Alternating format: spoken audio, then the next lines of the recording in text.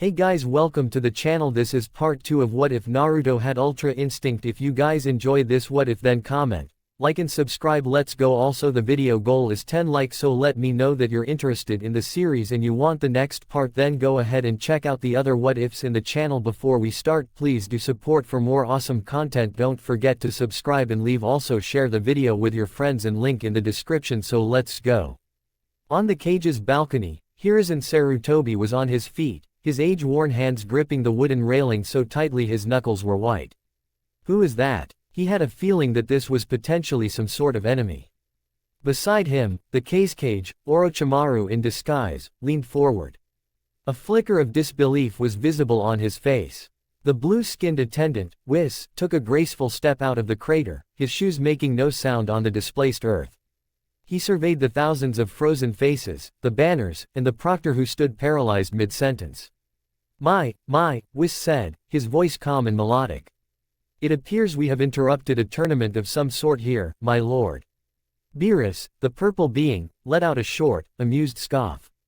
The irony was not lost on him. He, who was scouring the universe for a final warrior to compete in the Universe 7 vs Universe 6 tournament, had just crashed another type of tournament.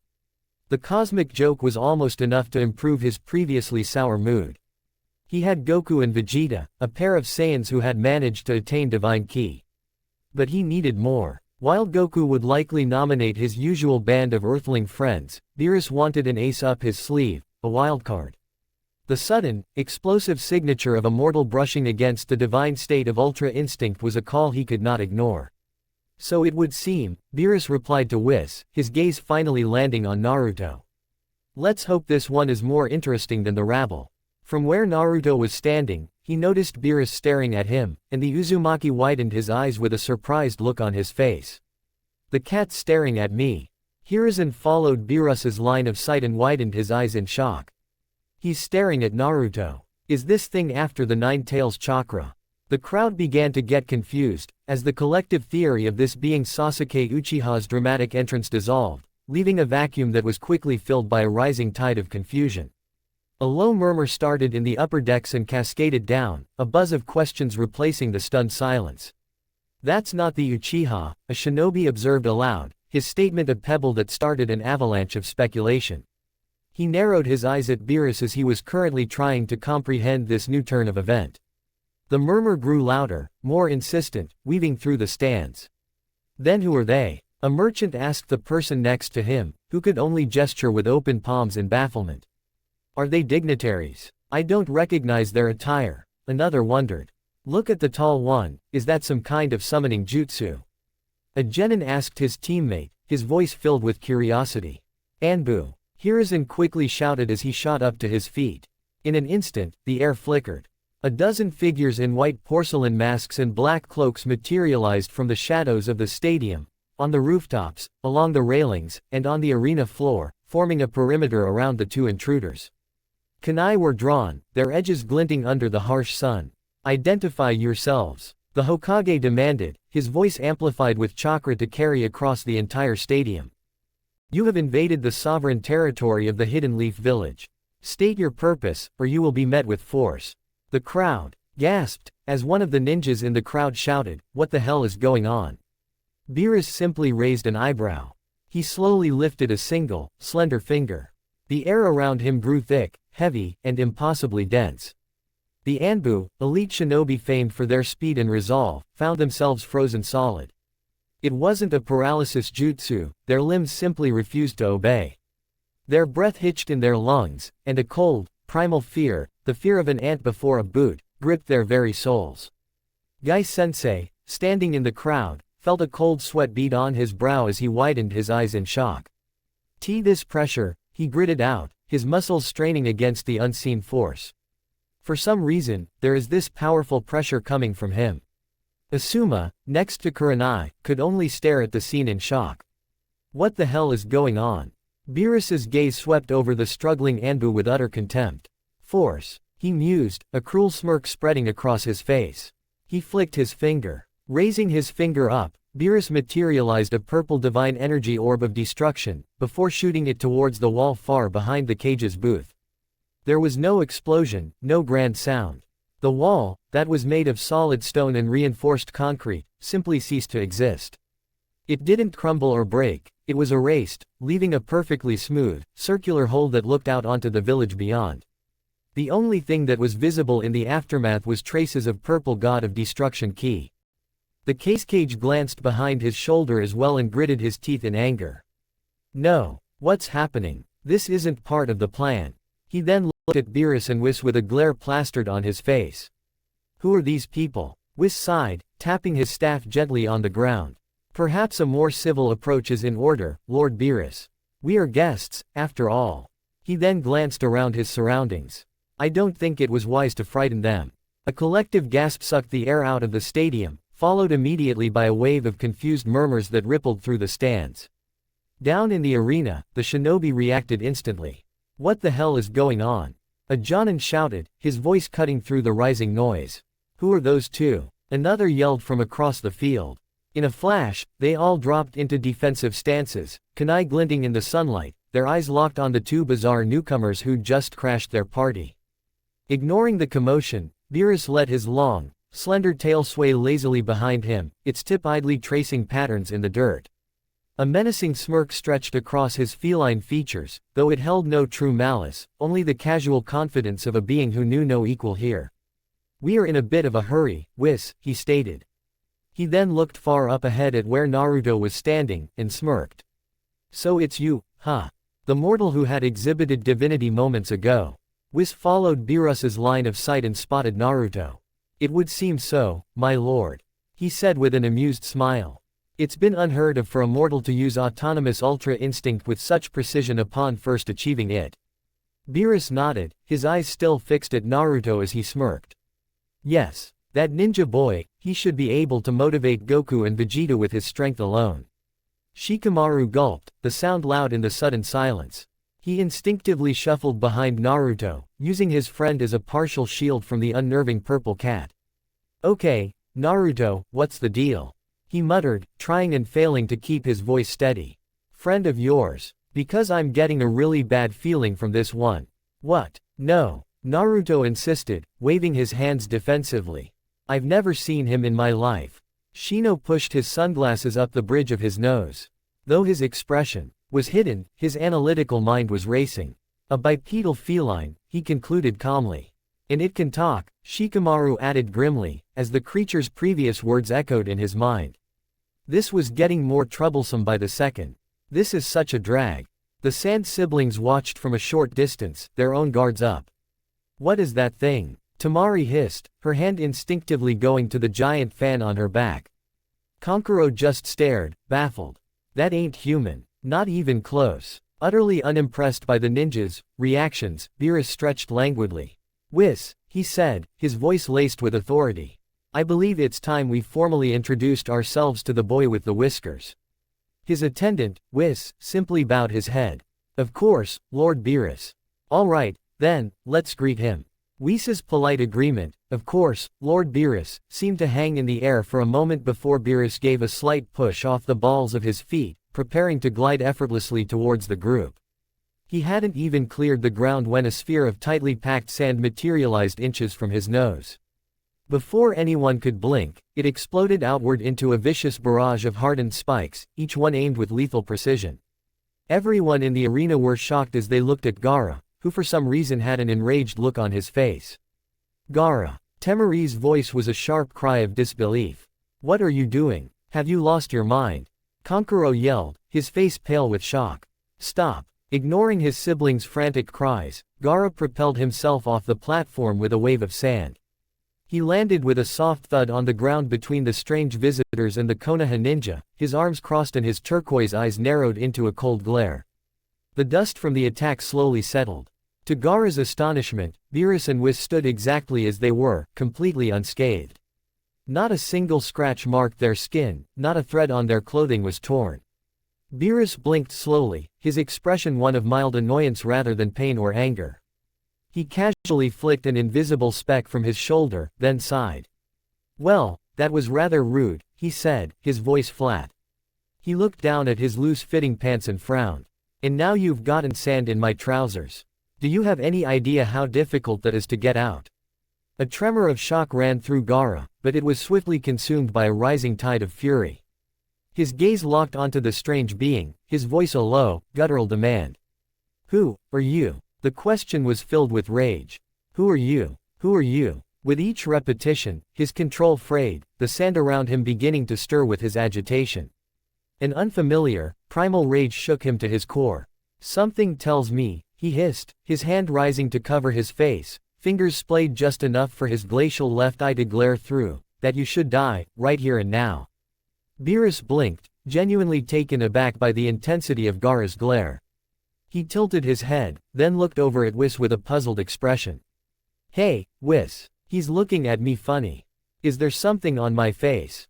Whis glided closer, humming thoughtfully as he inspected his deity. No, nothing to warrant such a reaction.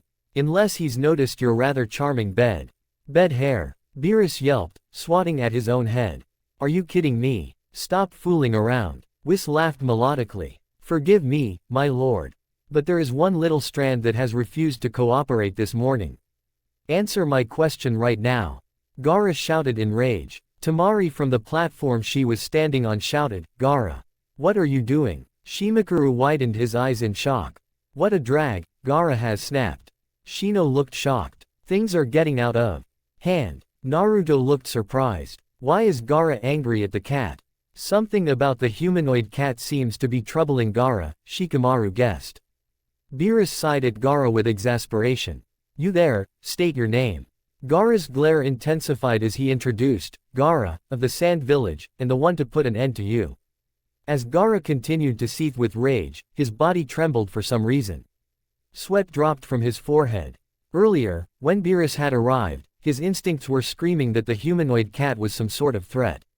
He wasn't sure himself why he had decided to attack Beerus other than the fact that his instincts told him to kill him. Or maybe it wasn't his instincts. Deep inside his mind, a voice shouted, "Kill him." Gaara knew that voice all too well. After all, the beast was sealed inside him. Baki widened his eyes in shock as he watched the scene unfold while already in a standing position.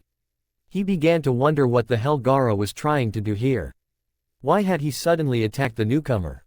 He then glanced to his right far up ahead at where the case was sitting. "Lord Case, what do we do?" he thought to himself. While saying that in his mind, his facial expression displayed a look of worry. But Orochimaru, who was disguised as the case, hadn't noticed Baki's concerned and tensed face. Instead, his own eyes were fixed on the current scenario, specifically, Beerus. The disguised Orochimaru narrowed his eyes at Beerus and thought to himself, "Seems like we have someone not related to our plan enter the fray. We'll have no choice but to begin the Leaf Village crush right away. We can take advantage of the current distraction here." He then gripped the sides of his seat tightly. "But I still wonder, who is that creature? This uninvited guest better not be a foil to my glorious plan." An alien-looking humanoid cat with the capability to speak. His clothing looked ancient, and it felt like to Orochimaru that the mysterious individual was exuding some sort of divine authority. Of course, Orochimaru didn't truly believe he was someone divine. But his overall aura and commanding presence gave that impression in his mind. Someone who had absolute control over other people. That part was at least evident when, for some reason, Leaf Village masked ninjas trembled in fear when they had surrounded Beerus. Temari gritted her teeth in anger. Damn it! Gaara is ruining the plan. Shino had heard what Temari had said and glanced to his right, eyeing her plan. He thought to himself. Suddenly Beerus disappeared, and instantly reappeared in front of Naruto with his hands behind his back, shocking the blonde ninja in the process. What the? Naruto took a step away from Beerus, alarmed. Shikamaru looked at Beerus in shock. What just happened? He appeared in front of Naruto so fast. Was that teleportation, or his speed alone? He thought. In the crowded stands overlooking the arena, away from the cage's booth and the unfolding chaos on the ground, the low murmur of the audience continued. Here, amidst the civilians and lower-ranked shinobi, a different kind of tension was brewing. Seated together were two ordinary-looking men and a cloaked figure, their presence unassuming until now. On the left sat a man with his dark hair pulled back into a neat, practical top knot. He wore a simple, light green, long-sleeved shirt, his expression a mixture of curiosity and concern as he watched the bizarre confrontation below. To his right, another man, a chunin, was more visibly tense. He had short, spiky brown hair, partially covered by his Leaf Village headband worn with pride. His beige, collared jacket was typical shinobi attire. His jaw was set, and his eyes were narrowed, trying to make sense of the intruder's overwhelming power. Between them, shrouded in a dark, hooded cloak, sat the figure from the image, still and silent. His face was entirely concealed by a white porcelain mask, reminiscent of the Anbu, but with a simple, stylized red emblem over the mouth area.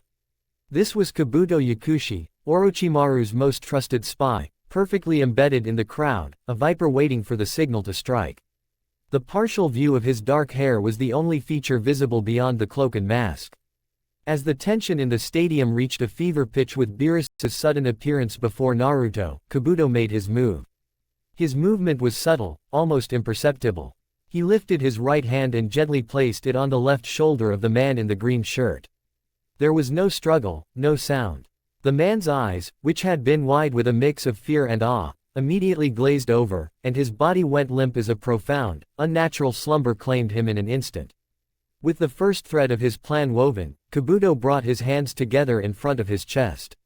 He didn't form an elaborate sequence of seals, instead, he simply clasped his fingers together, a focused calm emanating from him. He molded his chakra, channeling it into a wide-scale, insidious genjutsu. Suddenly, a pristine white feather drifted down from the clear sky, twirling lazily before landing softly on the arena floor. Then another followed, and another, until a gentle, snow-like cascade of white feathers began to descend upon the entire stadium. The crowd, already on edge, looked up in bewilderment. The feathers were beautiful, ethereal, and utterly out of place. A sense of tranquility, thick and cloying, washed over the stands. The panicked shouts and confused murmurs died down, replaced by yawns. A shinobi, kunai still in hand, slumped against the railing, his weapon clattering to the ground. A merchant, moments ago speculating wildly, now snored peacefully, his head resting on his neighbor's shoulder. One by one, then in waves, the thousands of spectators and shinobi alike succumbed. Their eyes drooped, their bodies relaxed, and they fell into a deep, inescapable sleep, victims of Kabuto's Temple of Nirvana technique. The Konoha crush had begun. A flicker of annoyance crossed Beerus's features as the first white feather drifted past his nose. His eyes, sharp and perceptive, scanned the stadium, noting the unnaturally swift and silent descent of the crowd into slumber. The gentle cascade of feathers was a stark, almost insulting contrast to the potent, sleep-inducing chakra saturating the air. HMPH. A rather gaudy and inefficient method for a lullaby, Beerus commented, his tone dripping with disdain. He remained utterly unaffected, the genjutsu washing over him like a harmless mist. A wide-scale illusion, my lord, was observed calmly, tapping his staff once on the ground. A faint, invisible pulse of divine energy emanated from it, creating a small, undisturbed bubble around them. Quite potent, for this world's standards. It seems the planned festivities are finally beginning.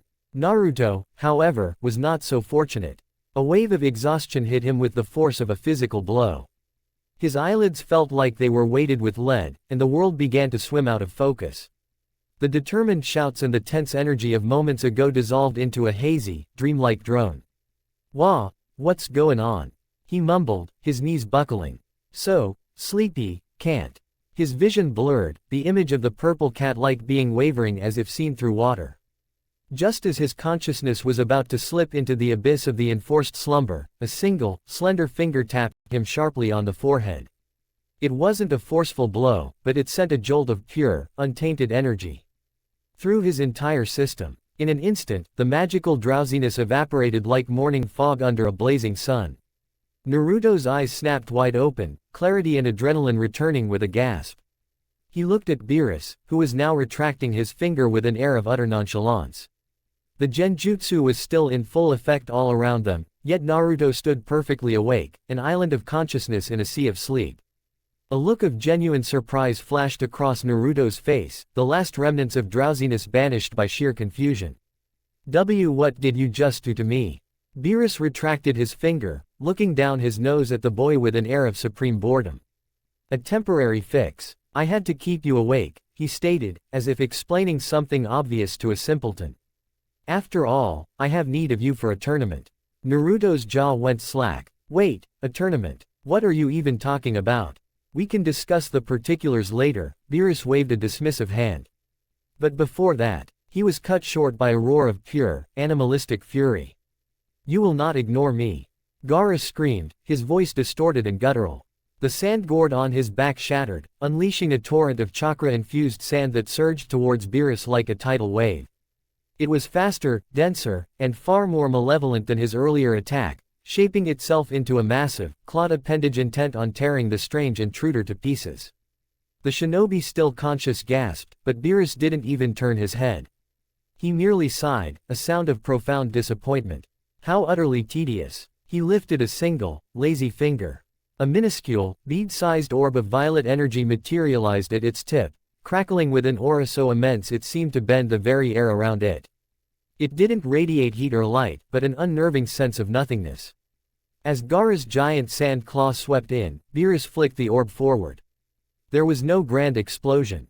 The moment the orb touched the wave of sand, a perfect sphere of the attack was simply gone. Erased from existence. The sand didn't crumble or get blown away, it ceased to be, leaving a gaping hole in the monstrous appendage. The violet energy continued unabated, striking Gaara's absolute defense, the hardened shell of sand protecting his body. For a split second, the defense held. Then, with a sickening crunch that echoed in the silent arena, it shattered like glass. The remnants of the destruction energy slammed into Gaara, not with enough force to kill, but to simply damage him to an extent. The red-haired Jinchuriki was flung backward like a discarded toy, tumbling end over end through the air before crashing heavily against the far stadium wall, where he lay motionless in a heap of his own now inert sand. Beerus slowly lowered his hand, his eyes narrowing with cold fury as he stared at the defeated boy. He let the silence hang for a moment before his voice cut through it, low and menacing, each word dripping with the weight of cosmic law. I consider myself to be a rather flexible deity. And though I try to shrug off the constant shortcomings of the witless masses, there is one thing I absolutely cannot tolerate, he proclaimed, his voice resonating with power that made the very stones tremble. And that is the callous arrogance of those who do not pay a destroyer the respect he is due. Naruto staggered back in shock. One moment, Gaara, the terrifying and seemingly invincible monster of the sand, was launching an all-out assault. The next, he was swatted away like a fly. Naruto's mind struggled to process it. The sand, Gaara's ultimate weapon, had just been broken, parts of it had been erased. The casual, almost lazy way the purple cat had done it sent a tremor of dread straight through him. This is beyond troublesome, Shikamaru said in shock. Nearby, Shino stood unnaturally still, his dark glasses hiding his eyes. Though his face remained impassive, his gloved hands were clenched into tight fists at his sides. Beneath his coat, his colony of Kikaichu insects buzzed in a state of high agitation, sensing a predator so far up the food chain they dared not even emerge. Every one of Shino's well-honed analytical instincts screamed a single, clear command: do not move. Do not engage. Do not even breathe too loudly. To make a move would be suicide. From the stands, two horrified cries tore through the stunned silence. Gaara, Temari and Kankuro stared in utter disbelief, their faces pale with shock. They had witnessed Gaara's rages, seen him crush his opponents without mercy, and always believed his defense was impenetrable. To see him, their younger brother, so utterly and contemptuously defeated was a sight their minds refused to accept.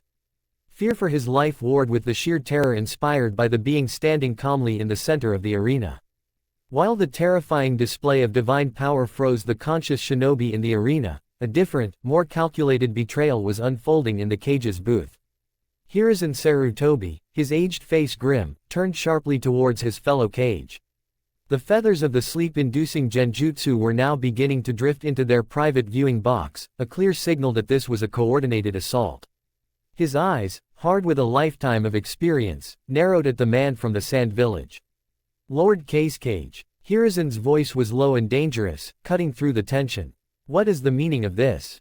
An attack on Konoha during the Chunin exams, this is an act of war. Explain yourself. The Anbu guards protecting the Hokage moved instantly, creating a shield around Hiruzen while others prepared to counter the genjutsu. The cage remained seated, his face hidden in the shadows of his wide hat. He let out a soft, airy chuckle that was chillingly out of place. "The meaning is simply that the time is ripe," he said, his voice beginning to shift, losing its gravelly tone and becoming smoother, silkier, and filled with a familiar venom. Before the Anbu could react, the cage lunged forward with inhuman speed. It wasn't an attack on Hiruzen, but on the two Anbu guards closest to him. In a flash, they crumpled to the ground, not dead, but incapacitated. The cage straightened up, holding a kunai to the third Hokage's throat. "It has been a long time. Sensei," the figure hissed. Hiruzen's eyes widened in horror and recognition as the cage's face seemed to melt away, the skin peeling back to reveal the pale, serpentine features and golden, slit-pupiled eyes of his own treacherous student. "Orochimaru." Hiruzen breathed, a mix of fury and anguish in his voice. At that exact moment, as if triggered by a single, silent command, shinobi hidden throughout the stadium sprang into action. The insignias on their headbands weren't just from the sand, many bore the musical note of the village hidden in the sound. They leapt from the stands, raining kunai and explosive tags down upon the sleeping forms of the Konoha ninja. From the roof of the arena, 4 of Orochimaru's elite, the Sound 4, materialized at the corners of the cage booth's roof. They slammed their palms down in unison, and a shimmering, purple wall of energy erupted, forming a barrier that sealed the rooftop off from the rest of the world. The invasion had begun. The Hidden Leaf Village was under attack from its own allies. The invasion began not only as a strategic maneuver, but also as a visceral, chaotic eruption. The air, once thick with the tension of the tournament, was now choked with the acrid smoke of paper bombs and the metallic tang of blood. Steel screamed through the sky as a storm of kunai and shuriken rained down from the upper tiers, unleashed by shinobi whose headbands now marked them as traitors and invaders. The festive banners of the Chunin exams were torn asunder by blossoming explosions. The Leaf Village was under siege from within, a brutal betrayal unfolding in a spectacle of violence. Yet, buried deep beneath the pandemonium, Gaara knew nothing of this.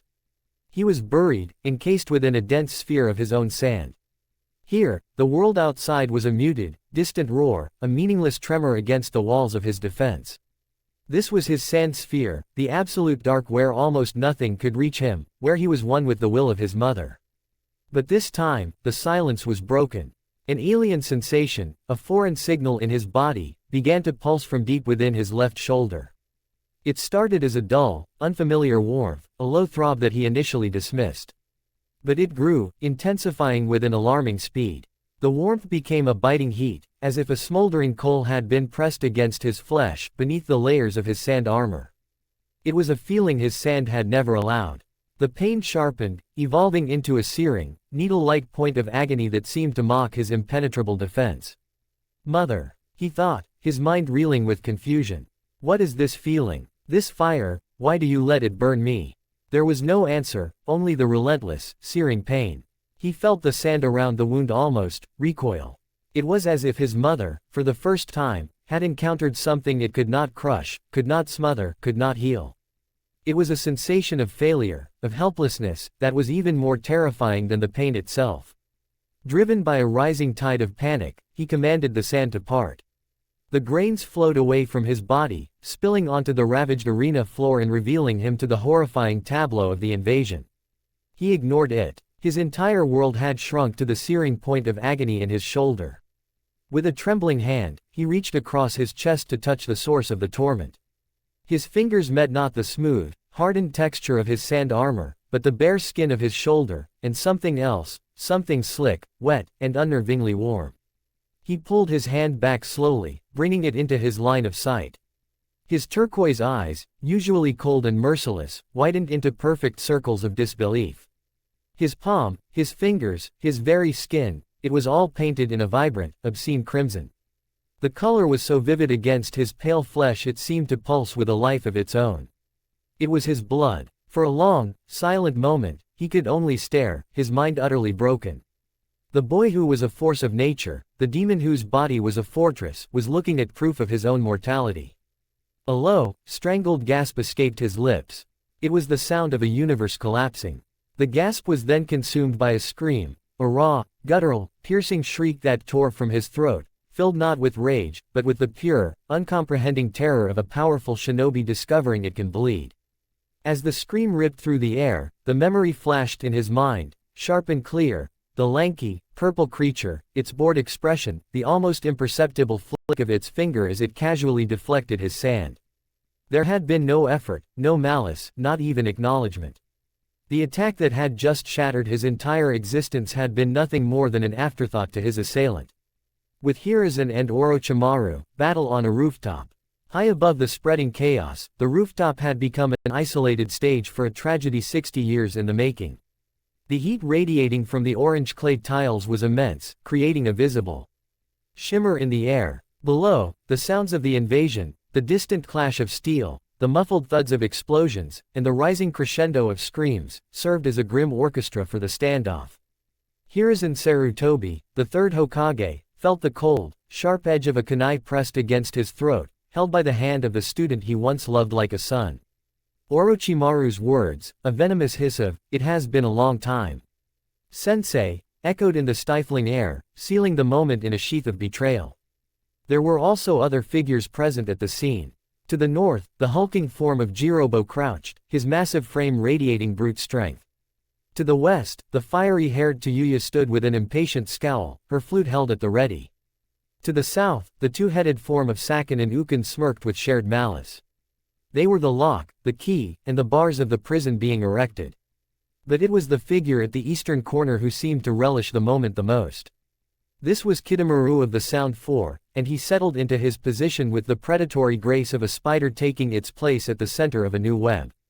His long, dark hair was bound in a spiky, defiant ponytail, held back by a dark cloth forehead protector worn low, like a bandana. The metal plate, bearing the musical note of the Sound Village, was defiantly scratched, a symbol of contempt for all other nations. His attire was a simple, tan-colored sleeveless tunic, leaving his toned, dark-skinned arms exposed, save for the black arm guards that accentuated his muscles. A thick, twisted purple rope, the signature of Orochimaru's elite guard, was tied firmly around his waist. What was most unsettling about his appearance was the unnatural width and bulk of his torso. He had 4 arms. A cruel, knowing smirk spread across his face as his dark, intelligent eyes drank in the scene, the trapped Hokage, the triumphant master. "It's finally time to come to the scene," Kidomaru announced, his voice cutting through the tense silence. It was not a shout, but a clear, confident declaration.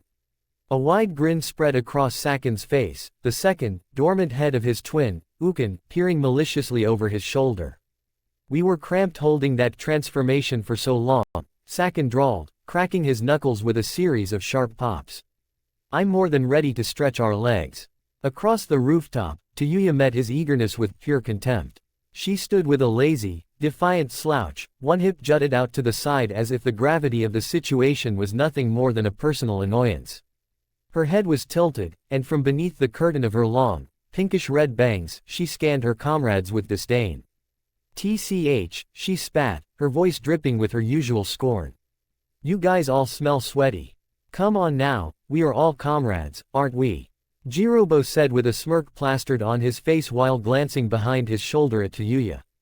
With Orochimaru's kunai still cold against the weathered skin of his neck, Hiruzen's gaze swept across the rooftop, his eyes cataloging the grim tableau.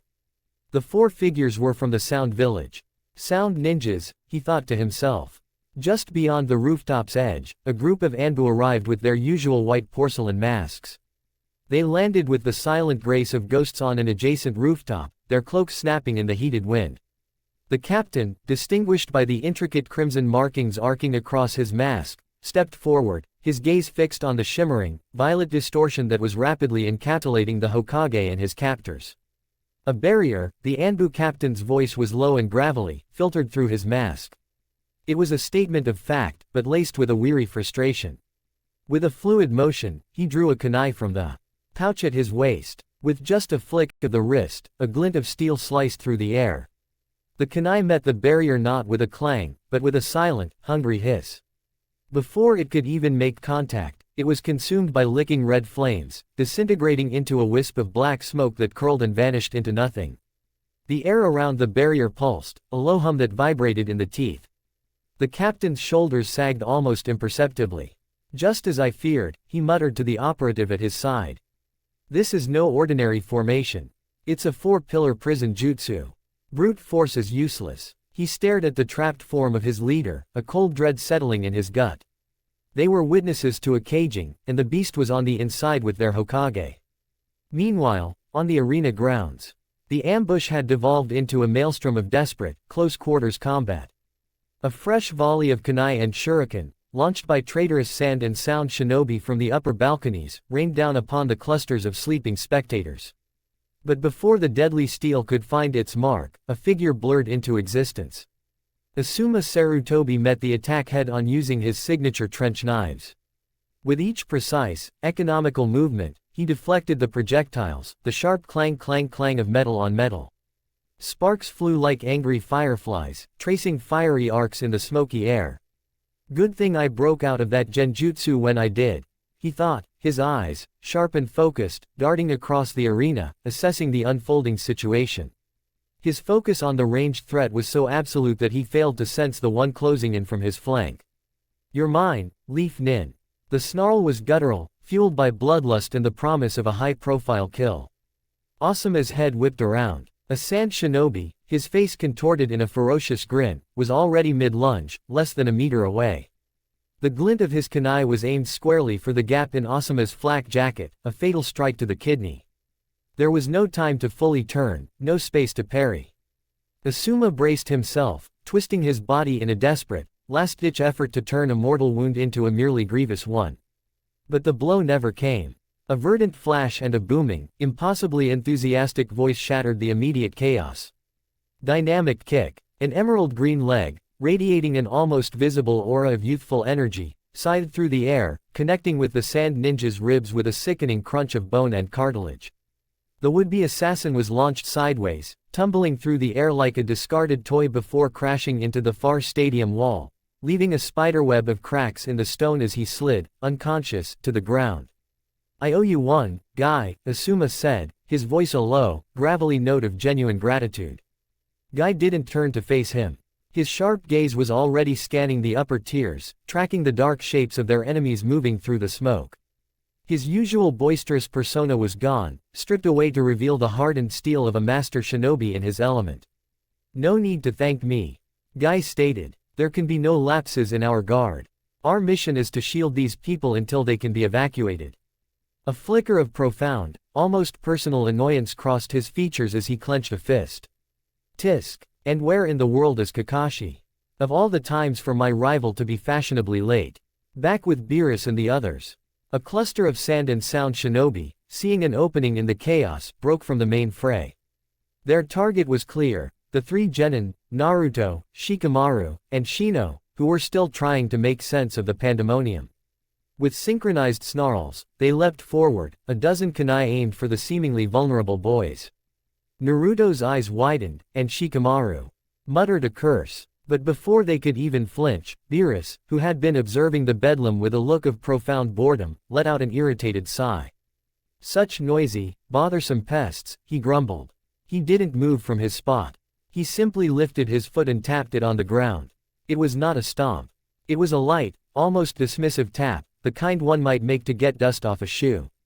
But from the point of contact, a wave of pure, violet energy erupted outwards. The purple key spread in a perfect, silent dome, a shockwave of divine power that warped the very air it passed through. The charging shinobi, their weapons, and their jutsu all slammed into this invisible wall. Their momentum was instantly reversed. With wide, terrified eyes, they were flung backwards as if shot from a cannon, sailing helplessly through the air and crashing into the far walls of the stadium with bone-jarring force, leaving them in a crumpled, unconscious heap. The wave of ki dissipated as quickly as it had appeared, leaving behind only a faint purple shimmer that hung in the air for a moment before vanishing. A few feet away, a separate group of invaders had swarmed Whis. They moved with lethal intent, a flurry of kicks, punches, and flashing steel. Whis, however, was a picture of unflappable grace. With his hands clasped calmly behind his back and a gentle smile on his face, he moved with an effortless fluidity that defied logic. A kunai thrust would find only empty air as he swayed his head a mere inch to the side. A sweeping kick would pass harmlessly under his elegantly lifted foot. It was almost like as if he was dancing through their assault. As one particularly aggressive sound ninja lunged past him, Whis, in a motion too fast to be seen, took out a marker from his pocket and drew a perfect, swirling circle on the front of the man's tunic. My, Whis chirped pleasantly as the ninja stumbled past, bewildered. You're putting far too much thought into your attacks. It makes your movements so very stiff. You should try to be more fluid, like a gentle stream. The ninja, utterly confused by the advice and the strange new symbol on his front, crashed into his own comrade, toppling them both. For a moment after Beerus's display, there was a pocket of absolute silence around the three genin. Naruto was the first to break it, his jaw hanging open and his blue eyes wider than dinner plates. He slowly lowered a trembling finger to point at the epicenter of the non-event. What was that? He screamed, his voice cracking with a mixture of terror and utter, unrestrained excitement. He just tapped his foot. Did you see that? That was so cool. Cool isn't the word for it, Shikamaru breathed, his usual lazy demeanor completely shattered. There were no hand signs. No chakra buildup. Nothing. An attack with zero warning and zero effort that neutralized a dozen shinobi instantly. What a total drag, he slumped. Shino took a step back. It looks like he's on our side. Meanwhile, Kankuro and Temari had already jumped all the way onto the middle of the arena, before running towards where Gaara was currently at. Gaara! Temari called out, her voice tight with a fear she rarely showed. She skidded to a halt a few feet away, her giant fan held defensively. Are you alright? Kankuro, his face paint unable to hide the deep concern in his eyes, took a cautious step closer. Gaara, your shoulder, he began, his gaze fixed on the unnatural crimson stain spreading across his brother's pale skin and black attire. You're bleeding. How is that even possible? Gaara didn't respond. He didn't even seem to hear them. His head was bowed, his turquoise eyes fixed on the blood that coated his trembling hand. It was an anomaly. The sand shield, the ultimate defense gifted by his mother's will, had been pierced. The pain in his shoulder was a searing fire, but it was nothing compared to the cold, existential terror that was extinguishing the last embers of his sanity. It hurts. The thought was a child's whimper in the vast, empty cavern of his mind. Mother, why does it hurt? You promised nothing would ever touch me. A low, guttural sound began to escape Gaara's lips. It wasn't a word, but the sound of a dam breaking, of control shattering into a million pieces. His body began to twitch, his head snapping back as a horrifying, raspy laugh tore from his throat. He. Ha ha ha ha. It hurts. It hurts. Temari's face went pale. Oh no. Kankuro, get back. It's happening. It was too late. Gaara's body contorted. Sand erupted from the gourd on his back and swirled around him. Dark, blue-black markings, the cursed seals of the demon within, spread like inkblots across his skin, crawling up his neck and over his face. If mother won't protect me. Gaara shrieked, his voice distorting, becoming deeper, sandier, layered with a malevolent consciousness. Then I'll crush everything myself. His form swelled, the human boy disappearing within a monstrous, roiling tsunami of sand. The ground groaned and split as a colossal, clawed hand, larger than a cart, slammed down where Gaara had stood. More sand gathered, coalescing with terrifying speed. A massive, tan-colored body took shape, covered in the same dark, cursed markings. A thick, powerful tail whipped through the air, demolishing a section of the stadium wall as if it were made of parchment. Finally, a horrifying, canine-like head rose above the arena, its mouth agape in a silent roar. One eye was slitted and golden, blazing with manic glee, while the other was blacked out, with 4 points surrounding a single, tiny, yellow iris. In the center of the behemoth's forehead, the top half of Gaara's body emerged, his eyes wide and bloodshot, a maniacal grin plastered on his face as he controlled the monster from within. The one-tailed Shukaku had been unleashed upon the Leaf Village. The ground trembled as the monstrous tan beast fully formed, letting out a silent, soul-shaking roar that was felt more than it was heard. Naruto stumbled back, his feet catching on the uneven, debris-strewn ground. His mind, which had been buzzing with the adrenaline of Beerus's earlier display, went utterly blank. He saw the colossal sand creature, the maniacal eye, the thick, destructive tail. But most of all, he saw the figure embedded in its forehead. He saw Gaara. He saw the dark, cursed markings, the unhinged glee on Gaara's face. He saw a monster. And in that monster, for the first time, Naruto saw a terrifying mirror image of himself. He's like me. Naruto thought to himself. The whispers and glares he had endured his entire life, the hatred from the villagers, the word they always used for him, demon, it all came rushing back. Gaara was a vessel for a tailed beast, just like him.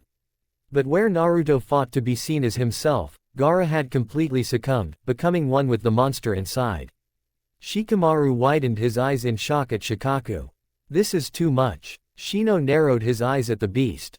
A tailed beast. Beerus, however, remained utterly unmoved. He didn't even seem impressed. With an air of irritation, he glanced from the rampaging Shukaku back to the stunned Genin. More and more problems, He sighed, cracking his neck as if preparing for a mild inconvenience. His golden eyes then settled on Naruto, pinning him in place. Naruto Uzumaki, can you fight that monster over there? The question was so casual, so blunt, it shattered Naruto's horrified trance. He snapped his head towards Beerus, his expression a comical mask of disbelief. Huh, me, he squawked, jabbing a trembling thumb at his own chest before flinging his hand out towards the 50-foot-tall sand demon. Fight that thing. Are you crazy? It's a monster. It'll crush me in a second. He's not wrong, Shikamaru interjected. That thing's on a completely different scale. Sending a genin against it isn't a plan, it's suicide. This is such a drag. Beerus simply flicked a bit of dust from his shoulder, unimpressed by their panic. Of course it will crush you if you fight it like that, he said dismissively. Your current level is pathetic. An appetizer. But you're not going to fight it with your usual flailing and shouting. He paused, letting the weight of his gaze settle on the boy. You're going to use Ultra Instinct. Naruto blinked. The words were alien, a language he didn't understand. Ultra, what now? What kind of jutsu is that? I've never even heard of it. It is not a jutsu, Beerus said, his voice taking on a rare, instructive tone, as if a master was begrudgingly teaching a toddler. It's a state of being. The ultimate state. Autonomous Ultra Instinct. Autonomous. Naruto repeated, the word feeling clumsy and foreign on his tongue. It means your body moves on its own, Beerus explained, his voice cutting through the distant sounds of destruction. It is a state where you cease to think. Your consciousness is excised from the equation. Your body will dodge, parry, and attack on pure reflex, on instinct alone. It is a realm that even I struggle to master. He then smirked. And you, boy, have already touched upon it. Naruto's mind went blank again. Me? When? During your little tournament match, Beerus stated plainly. Against the boy with the white eyes. For a while, you had stopped thinking. You stopped trying. And your body moved on its own. It dodged an attack that should have been impossible to avoid and delivered a blow that your opponent never saw coming. Naruto widened his eyes in shock as he began to remember what Beerus was talking about. But, I don't even know how I did that or what that even was. And how did you even know that I did that? Were you watching me? Naruto questioned. Beerus sighed while swaying his tail behind him. That is irrelevant. Stay on topic. Shikamaru blinked in confusion. What? Shino looked at Beerus. Ultra Instinct. Sounds like it's the highest form of taijutsu. Naruto looked surprised. What I did earlier was called Ultra Instinct. I don't even know if I can do that again. He then paused for a moment, before asking, or can I? Of course you can't, you dunce. It isn't a switch unless you've mastered it, Beerus retorted, his patience wearing thin. It is a state achieved when you shatter the shell of your own self-consciousness. That sand brat over there is running on a twisted, broken version of instinct, raw, chaotic, and destructive. To defeat an instinct that has gone mad, you must answer with one that is pure and absolute. The god then took a step forward. So, this is your choice, Naruto Uzumaki. You can stand here and whine about what you can't do, while that thing destroys this village and everyone in it. Or, you can shut your mouth, clear your head, and try to find that quiet place you stumbled into before. He gestured lazily towards Shukaku. Either you fight it, or I will. And if I have to get involved, I can't promise I'll be neat about it. I might just have to erase the monster, the stadium, and this entire village just to make sure the job is done. Beerus's apocalyptic ultimatum hung in the air, thick and heavy as the smoke choking the sky. The weight of it pressed down on Naruto, a physical force that made his lungs feel tight in his limbs leaden. He stared, unblinking, at the rampaging Shukaku. The beast let out another roar, a wave of pure sonic force and malevolent chakra that kicked up a storm of dust and debris. The sound barely registered. Naruto's world had narrowed to the impossible choice before him and the monstrous, sand-colored mirror of his own cursed existence. Into this tension, Whis reappeared. There was no flicker of movement, no sound of approach. One moment, the space beside Beerus was empty, the next, Whis was there, holding a steaming, oversized bowl of ramen. A pair of chopsticks was held delicately in his other hand, and the rich, savory aroma of pork broth and noodles cut through the acrid smells of battle with an almost offensive pleasantness. He took a long, appreciative slurp of noodles, his eyes closing in bliss. Delightful, he chirped, dabbing his mouth with a napkin. Lord Beerus, you simply must try this. I located a most charming little establishment called Ichiraku Ramen, just on the edge of the village. The chef was quite startled by the commotion, but he was more than happy to prepare a bowl to go. The texture of the noodles is simply divine. Beerus glanced at the bowl, his nose twitching. He plucked a single noodle from Whis' bowl with his claws and tasted it, his expression shifting from irritation to mild surprise. Not bad, he conceded, a rare note of approval in his voice. This planet continues to be full of surprises. To think that this alternate Earth also has a sophisticated culinary scene like in Goku's planet. It almost makes me feel bad about the possibility of having to destroy it. The casual, matter-of-fact way he spoke of destroying their home was what finally snapped Shikamaru out of his stupor. The gears in his brilliant mind, which had been grinding against the impossible problem of Shukaku, now latched onto a new, even more confounding variable. Hold on a second, Shikamaru said, his voice sharp with intellect despite the sheer exhaustion on his face. He took a half-step forward, his gaze fixed on the purple cat-like being. What do you mean, this planet? And you mentioned an attendant before. You're not from around here. You're not from another village, are you? Are you aliens? The word hung in the air, sounding utterly absurd in a world of jutsu and shinobi. Beerus looked down at him, an eyebrow raised in amusement. Alien, what a crude term. It implies we are merely visitors from another celestial body. He let out a short, condescending laugh. No, boy, we are not aliens. He puffed out his chest slightly. I am a god. The silence that followed was absolute. Even Whis paused his eating, a noodle dangling from his lips, to gauge the boy's reactions. Shikamaru's face scrunched up, not in disbelief, but in intense, frustrated analysis. A god, he repeated slowly, testing the word. People in this world throw that word around. The first Hokage was called the God of Shinobi, for his power. Is that what you mean? That you're just an incredibly powerful individual who has adopted a title? It was the only logical box his mind could fit this into. A self-proclaimed deity, another cage-level threat with delusions of grandeur. It was arrogant, but understandable. Do I look like a shinobi to you? Beerus scoffed. Do not compare my station to that of your jumped-up village chiefs. Their power is a flickering candle, mine is the inferno of a dying star. I am not a god. I am the god of destruction. Shino, who had been silent until now, adjusted his dark glasses. A fascinating claim, he stated, his voice a low, analytical monotone. The concept of a god of destruction implies a system. A purpose. Destruction is a natural part of any ecosystem, necessary for rebirth and renewal. Are you claiming your existence is a fundamental component of the universe's life cycle? Whis beamed, swallowing his noodle with a happy gulp. Oh, my. What an exceptionally perceptive young man. You've grasped the essence of it far quicker than most mortals. That's precisely right. Lord Beerus's role is to destroy planets and civilizations to maintain the balance of the universe.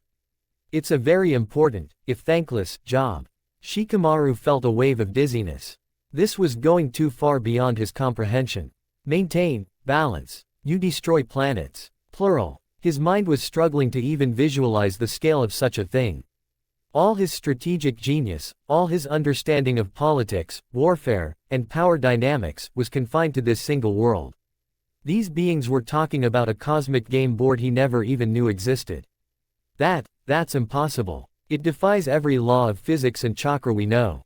Your laws are not my laws, boy, Beerus said, his voice losing its amused tone and taking on a chilling seriousness. I am the one who sets the curve. My energy, which you felt earlier, is not your chakra. It is the energy of destruction itself. It's called divine ki. Ki, Shino murmured, piecing it together. The term Wiz-san used for Naruto-kun's power was ultra instinct, a state of the body. The energy you wield is different. It doesn't belong to a biological system. It's an external, authoritative force. He looked at Beerus, his shaded eyes trying to perceive the imperceptible. So, you are not a life form in the traditional sense. You are a living embodiment of a universal principle. A walking, talking natural disaster.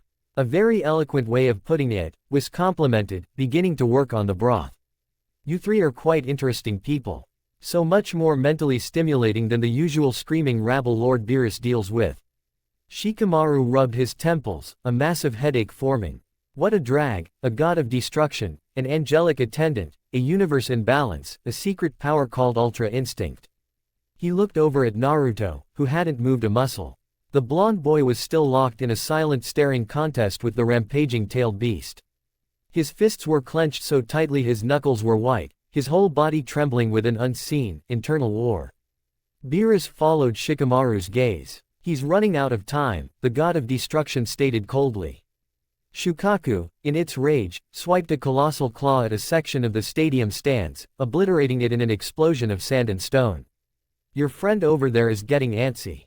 All that raw, unrestrained instinct is messy. It has no focus, no grace. It's an offense to the very concept. Naruto looked at Shukaku, a 100-foot-tall hurricane of sand and fury, and saw only a tidal wave of death. He couldn't fight that. He was just Naruto. A genin who knew a couple of decent jutsu and had more guts than sense. Then, his eyes locked onto the figure embedded in the monster's forehead. He saw Gaara's face, twisted in a mask of manic glee, but behind the madness, he saw the eyes. They were the same eyes Naruto saw in the mirror on his worst nights, eyes that screamed of a loneliness so profound it had curdled into hatred. He's like me. The thought cut through the panic. Gaara had no one. He had been given a monster, sealed inside him, and was left to drown in the silence. Naruto had Iruka. He had Kakashi. He had Sakura and Sasuke. He had found people who pulled him back from that same abyss. Gaara had only his monster. And now, the monster was all that was left. Destroy the village, or fight him. I'll do it. The words were quiet, barely a whisper, but in the suffocating tension, they rang out like a temple bell. Shikamaru and Shino stared at him, their faces pale with shock. Naruto, you can't be serious. Shikamaru hissed, grabbing his arm. This isn't a bluff. Look at him. He's not a shinobi, he's a natural disaster. You can't fight that thing. He's right, Shino added, his voice strained, his insects buzzing in a panicked frenzy beneath his coat. The logical conclusion here is to retreat and allow the Hokage's forces to handle this. Your survival probability is statistically non-existent. Naruto shook his head, pulling his arm free. He didn't look at his friends. His gaze was still locked on Gaara. It's not about winning, he said, his voice gaining a sliver of its usual steel. It's because I have to. I won't let you destroy him, or my village. He turned to face Beerus, his blue eyes holding the god's gaze with a terrifying, newfound resolve. I'll fight him, so back off. Beerus smirked, a flicker of something that might have been respect, or perhaps just morbid curiosity, in his eyes. Brave words, boy. Very well. The stage is yours. Try not to make a mess of it before you die. With a nod, Naruto turned away from them all. He took a deep breath, the air still tasting of smoke and ozone. He needed to find that place again. The quiet place. Cease to think, Beerus had said. Let your body move on its own. How did you just stop thinking? His mind was a mix of fear and an aching empathy for the monster he had to face. He closed his eyes, trying to force it all out. He then pictured the fight with Neji to remember the feeling he had before. Shukaku, meanwhile, was growing bored of mindless destruction. Its massive golden eye swiveled, scanning the arena until it fixed upon the Jonin. Asuma, Guy, and Kurenai stood ready, their faces grim. With a guttural roar that was part insane laughter, Shukaku raised a colossal clawed hand, intending to squash them flat. Scatter! Asuma yelled. They leapt in different directions. But Guy, in his assessment of the beast, had misjudged its speed. The shadow of the descending hand fell over him. He was a master of taijutsu, but he couldn't outrun a moving mountain. Suddenly, a swirl of crimson leaves appeared beside him. Kurenai, her eyes sharp with resolve, grabbed the back of his flak jacket. Demonic illusion, tree-binding death. She yelled, not at the beast, but as a trigger for a high-speed body flicker, yanking Guy out from under the point of impact just as the sand hand slammed down. The ground shattered, sending a shockwave that threw them both through the air. They landed hard, skidding to a halt near Tamari and Konkuro, who were watching their brother's rampage with expressions of pure horror. Thanks, Kurenai, Guy grunted, getting to his feet. My youthful spirit almost got snuffed out. Focus, Guy, she commanded, her gaze locked on the monster. We need to buy time, but what for? Their question was answered by a sudden, inexplicable change in the atmosphere. Back in the center of the arena, Naruto stood with his eyes closed. The chaos, the screams, Shukaku's rampage, he let it all wash over him, trying not to fight it, but to find the center of it. It wasn't working. His thoughts were too loud. What if I can't do it? What if Beerus destroys everything? Why did this have to happen to Gaara? Then, another thought cut through the noise. A memory of his own. Sitting on a swing, alone, after another day of being shunned. The gnawing emptiness. The hollow feeling in his chest. That was a kind of silence, too. A painful, lonely silence. He had fought his whole life to fill that silence with noise, with laughter, with friends. Maybe I'm going about this the wrong way, he thought. Maybe it's not about getting rid of the noise. Maybe it's about accepting it, all of it. He stopped trying to block out the fear. He let it in. He acknowledged the terror he felt. He accepted the anger at the invaders. He embraced the deep, painful empathy he felt for Gaara. He let every emotion, every thought, every sensation flood his senses. He stopped fighting the storm inside him and instead, simply, let it be. And in that moment of absolute acceptance, he found it. A profound stillness settled over him. It wasn't emptiness. Instead, it was a state of perfect fullness, a serene equilibrium. The world, which had been a chaotic blur, snapped into hyper-focus. He could feel the slight shift in the wind caused by Shukaku's tail. He could hear the individual grains of sand grinding against each other in the beast's colossal form. He could sense the spike of alarm in his friends' hearts and the cool, analytical curiosity from Beerus and Whis. He opened his eyes. Sakura, who had been watching with Ino from a relatively safe distance, gasped. Naruto. His eyes were no longer the vibrant cerulean blue she knew. They were silver, calm, placid, and utterly devoid of emotion, like pools of liquid mercury. A faint, shimmering silver aura, like heat haze on a winter morning, rose from his body. His blonde hair, caught in a non-existent breeze, seemed to be infused with incandescent light, catching and refracting the dim sunlight with a distinct, silvery sheen. His chakra signature, the bright, boisterous sun that every sensor type knew, had simply vanished. What happened to him? Ino stammered with a shocked look on her face. It's that form again, Shikamaru said in shock. On the other side of the arena, Guy's eyes were wide, his jaw slack. That stance, that presence, there is no wasted energy. No thought, no intent. It's perfect. A form of taijutsu more sublime than anything I have ever witnessed. It's that form again. Beerus's lazy smirk widened into a genuine grin. Ho ho, so he did it. He found the entrance. Indeed, Whis said, finally placing his empty ramen bowl down. To think a mortal boy, so unrefined, could stumble upon the threshold of the gods not once, but twice. He is a most fascinating anomaly. Shukaku sensed the change, too. The insignificant pest that it had ignored was suddenly the most profound presence in the arena. It tilted its massive head, its golden eye narrowing as it focused on Naruto. It couldn't sense any malice, any chakra, any killing intent. It could only sense a void, a perfect calm that was anathema to its very being of rage and sand. With a furious roar, it swiped its arm, sending a tidal wave of sand and debris hurtling towards Naruto. It was an attack that could pulverize a battalion of shinobi. Naruto didn't flinch. He didn't brace himself, but rather made his move. His body flowed like water. He took a single step to the left, his body tilting at an impossible angle as the torrent of sand passed him by, not a single grain touching his clothes. He weaved through a volley of giant sand bullets, his movements so fluid and economical they barely seemed like movements at all.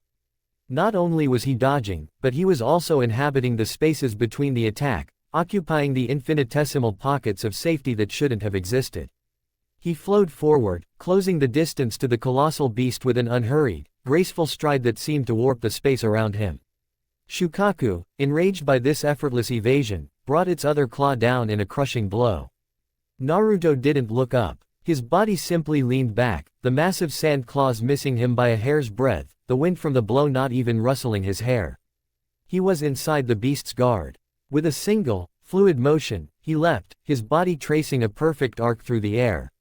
He ran up Shukaku's arm, his feet finding purchase on the shifting, grinding sand as if it were solid ground. "He's untouchable," Asuma widened his eyes in shock. "Incredible," Kurenai whispered with widened eyes. Shukaku roared in frustration, trying to shake him off, but Naruto's movements were perfectly synchronized with the beast's. From its perspective, he was like a ninja whose movements he couldn't track. Naruto reached the monster's shoulder and launched himself towards its face. Shukaku fired a massive blast of compressed air from its mouth, a wind-style, sand buckshot powerful enough to level a forest. This time, Naruto didn't dodge. His hand came up, palm open. A small, shimmering dome of silver energy flickered into existence, and the cataclysmic wind blast struck it, parting around the dome like water around a stone, completely neutralized. "He's not just dodging anymore," was observed with keen interest. "His body is beginning to understand how to attack and defend. He's learning at an explosive rate." The move, however, had taken a toll. The silver aura around Naruto flickered violently. A jolt of pain, like 1,000 volts of electricity, shot through him. The calm was shattered by the agony of wielding a power his mortal body was not ready for. He gasped, his silver eyes flickering back to blue for a split second.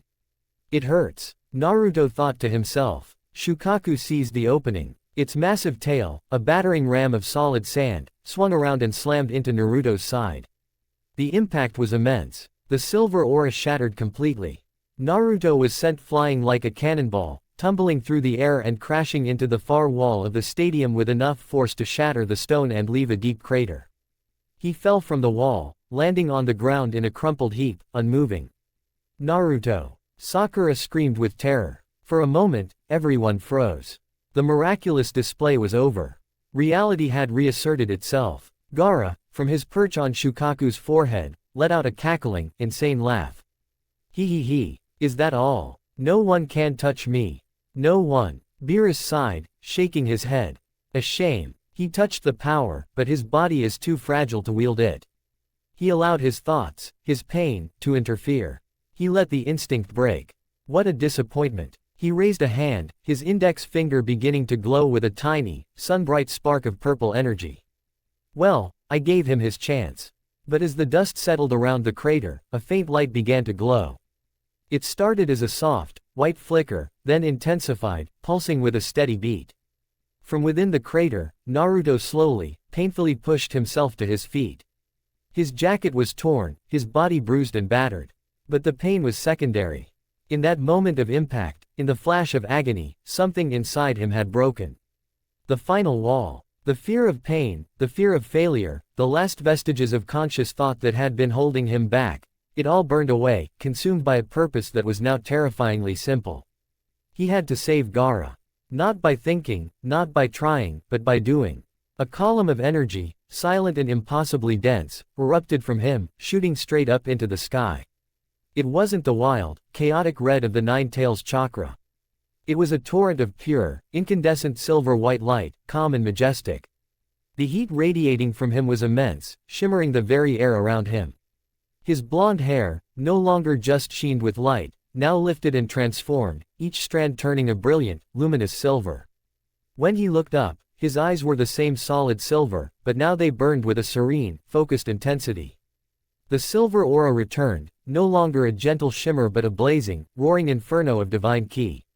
Beerus's hand froze mid-air. His eyes were wide, his jaw slightly agape. A slow, incredulous smile spread across his face. He began to chuckle, a low, rumbling sound of pure, unadulterated excitement. Oh, my. Would you look at that? He breathed, his voice filled with a reverence no one present had ever heard from him. He spoke as if narrating a sacred text.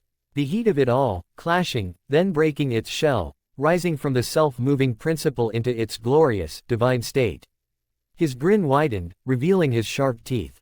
There it is. Autonomous Ultra Instinct. In all its glory. Naruto took a single step out of the crater. There was no sound, but the ground for 20 feet around him cracked and splintered under the sheer pressure of his presence. He looked at Shukaku, and for the first time, his body prepared not just to dodge, but to strike. Shukaku, sensing a threat on a completely different existential plane, panicked. It unleashed its ultimate attack, a volley of hundreds of giant shuriken made of hardened, chakra-infused sand. Naruto vanished. He didn't flicker or blur. He was simply there one moment and gone the next. He reappeared directly in front of the colossal beast's chest, having moved through the storm of projectiles without disturbing a single one. He drew his right arm back. A sphere of brilliant white-silver energy, swirling like a miniature galaxy, formed in his palm. He thrust his palm forward. There was no earth-shattering explosion. There was only a clean, pure impact. The sphere of energy touched Shukaku's chest and expanded, not with a bang, but with a wave of absolute power that traveled through the beast's entire body. The cursed markings covering its form glowed brightly, then shattered like black glass. The sand that made up its body lost all cohesion, no longer held together by Gaara's hatred and the demon's chakra. The 50-foot monster crumbled. It didn't explode, it simply dissolved, the sand cascading down onto the arena floor like the emptying of a giant hourglass, until nothing was left but a mountain of ordinary sand. From the top of the dissipating form, Gaara's body, now free of all demonic markings, fell limp, tumbling towards the ground. Before he could hit the sand, Naruto was there, appearing beneath him in another silent flash of movement, catching him gently and lowering him to the ground. The silver aura receded. The brilliant hair slowly faded back to its familiar blonde. The divine ki vanished as if it had never been. Naruto swayed on his feet, the immense toll of the power hitting him all at once. He was bruised, battered, and more exhausted than he had ever been in his life, but he was standing. He looked down at Gaara, who was unconscious but breathing peacefully. The entire stadium was silent. The Jonin, the Genin, the god, everyone stared, unable to process what they had just witnessed. After a moment, Gaara's eyelids fluttered open.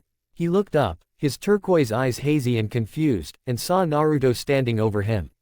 "Why?" Gaara rasped, his voice weak. "Why are you not landing the killing blow?" Naruto looked down at him, his own exhaustion etched on his face. He knew this feeling. The loneliness. The pain of being a monster. "Because you're the same as me," Naruto said, his voice soft but clear. "You were alone, weren't you? I know that feeling. The pain of being alone, it's unbearable, isn't it? I get it. I really do." He crouched down, bringing himself to Gaara's eye level. There was no pity in his eyes, only a profound and absolute understanding. "But I have people who are precious to me now. They saved me from that loneliness. They saved me from myself." He offered a small, tired smile. "That's why, I'll never let them get hurt. And I won't let them hurt my friends, either. Even if I have to stop you." Tears began to well up in Gaara's eyes, the first tears he had shed since he was a small child. They weren't tears of pain or rage, but of a broken dam of sorrow and a flicker of something he didn't recognize. "Hope. The ones who are precious to you," Gaara whispered. Naruto nodded. "Someday, you'll understand. You'll find them too. Friends, companions, love." Across the arena, Sakura watched, tears streaming down her own face. "Naruto," she whispered, her heart aching with a mix of pride, awe, and a little bit of fear for the boy she thought she knew. "Unbelievable," Guy said in shock. "He achieved a state of combat that shouldn't be possible." Beerus yawned, stretching his arms over his head as if waking from a satisfying nap. "Well, that was a decent show. He actually pulled it off." He looked at Whis. "I suppose we can hold off on destroying this planet. Their food is good, and their entertainment is, for the moment, top-notch." Whis smiled serenely. "As you wish, my lord." Naruto swayed, a wave of exhaustion so complete it felt like his very bones were dissolving, washing over him. The divine energy had left him bruised, battered, and hollowed out, as if his soul had been stretched to the breaking point and then snapped back into place. He looked down at the unconscious boy in his arms. Gaara, stripped of his monstrous sand shell and cursed markings, looked small and fragile. With a grunt of effort that took every last ounce of his strength, Naruto gently shifted Gaara's weight, draping the other boy's arm over his shoulders and hoisting him to his feet. Gaara's head lolled against his shoulder, his breathing shallow but steady. Naruto. Sakura's voice, filled with frantic relief, was the first to break the spell. She rushed forward, her pink hair fanning out behind her, Ino close at her heels. She skidded to a halt a few feet away, her eyes wide as she took in the scene. Naruto, looking more battered than she had ever seen him, supporting the very monster they had all feared would kill them. "Are you all right?" she asked as she looked at Naruto's injuries. "I'm okay," Naruto managed, his voice raspy. "Just really tired." Shikamaru and Shino approached more cautiously. Shikamaru's face was pale, his usual lazy expression replaced by one of shock. He looked from the mountain of inert sand, to the two boys leaning on each other, to the purple cat-like being who was now meticulously inspecting his fingernails. "What a complete and utter drag," Shikamaru muttered, though the phrase lacked its usual annoyance. "The fallout from this, the reports we'll have to file." Shino sighed. "That would be so, yes." Before anyone else could speak, a blur of movement resolved into the forms of the Jonin. Guy, Asuma, and Kurenai landed softly nearby, their faces a mixture of awe, relief, and grave concern. From another direction, Temari and Kankuro rushed in, their initial fear for their lives now replaced by a desperate need to check on their brother. They stopped short when they saw Naruto supporting him, their expressions turning to stunned confusion. "Gaara," Temari whispered, her giant fan held loosely at her side. She looked at Naruto, then back at her brother's peaceful, unconscious face. She didn't understand what she was seeing, but she knew it was a sight she had never thought possible. Asuma lit a cigarette with a slightly trembling hand, taking a long drag. "Well, I'll be damned," he breathed, smoke curling from his lips. He looked around the arena, at the dozens of unconscious sand and sound shinobi scattered about like discarded dolls. "Cat man, you certainly did a number on the invaders in here." He then looked towards the stadium exits, his brow furrowing as the sounds of battle from the village proper reached them. "But it sounds like the party's still going strong out there. This is far from over."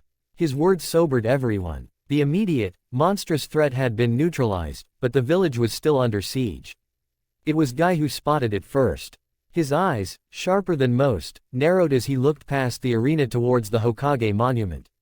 "Look," he commanded, pointing. "The Hokage's tower." All eyes followed his finger. There, shimmering against the sky like a heat haze, was a distinct, pulsating purple barrier. It warped the light around it, a clear sign of a powerful and malevolent jutsu. Inside that cage of chakra, they could just make out tiny figures on the rooftop. "A four-pillar prison," Kurenai said, her voice tight with dread. "Someone has the third Hokage trapped. And I've got a good idea who," Asuma growled, his expression hardening as he thought of Orochimaru. The cigarette between his fingers snapped. "We have to get up there. We have to help him." "Right," Guy declared, his battle spirit instantly reignited. "We will storm the rooftop with the full power of our youth and—" He was cut off by the whisper-soft sound of two figures landing behind them. "It seems we missed the main event." The voice was calm, lazy, and utterly familiar. Everyone spun around. There stood Kakashi Hatake, his single eye taking in the entire, impossible scene with a swift, analytical sweep. The destroyed arena, the mountain of sand, the defeated Jinchuriki, his exhausted students, the formidable Jonin, and two beings near the center of it all that his senses couldn't even begin to classify. Beside him, was Sasuke Uchiha. His hair was longer, his face leaner, and his eyes burned with a dark fire. Sasuke's eyes narrowed. He saw the state of the arena. He saw Gaara, the unstable monster he had been so eager to test his new power against, defeated and being supported by him. The dead last. The loudmouthed idiot. An ugly, bitter wave of jealousy and confusion washed over him. He had been training with Kakashi, mastering the pinnacle of lightning-natured chakra, the Chidori. He was supposed to be the one who had ascended to new heights. Yet, looking at the scene before him, he felt as though he had been left impossibly, infuriatingly far behind. "Kakashi-sensei! Sasuke!" Sakura cried out, a wave of relief washing over her. Kakashi's visible eye curved into its usual crescent shape, but it didn't reach his posture, which was coiled as tight as a spring. "Yo," he said, his voice deceptively casual. "Sorry we're late." Got held up by a few uninvited guests on the way. He took a step forward, his gaze meticulously cataloging every detail. "Mind giving me a quick summary of what we missed? And try to start with the part that explains the 50-foot sand monster that's no longer here." Asuma quickly briefed him. "Orochimaru started the invasion. He's on the roof with the old man now. That barrier is his doing." "And Gaara?" Kakashi asked, his eye flicking to the two boys. "He lost control. Turned into the full Shukaku," Guy supplied, his voice filled with a strange awe.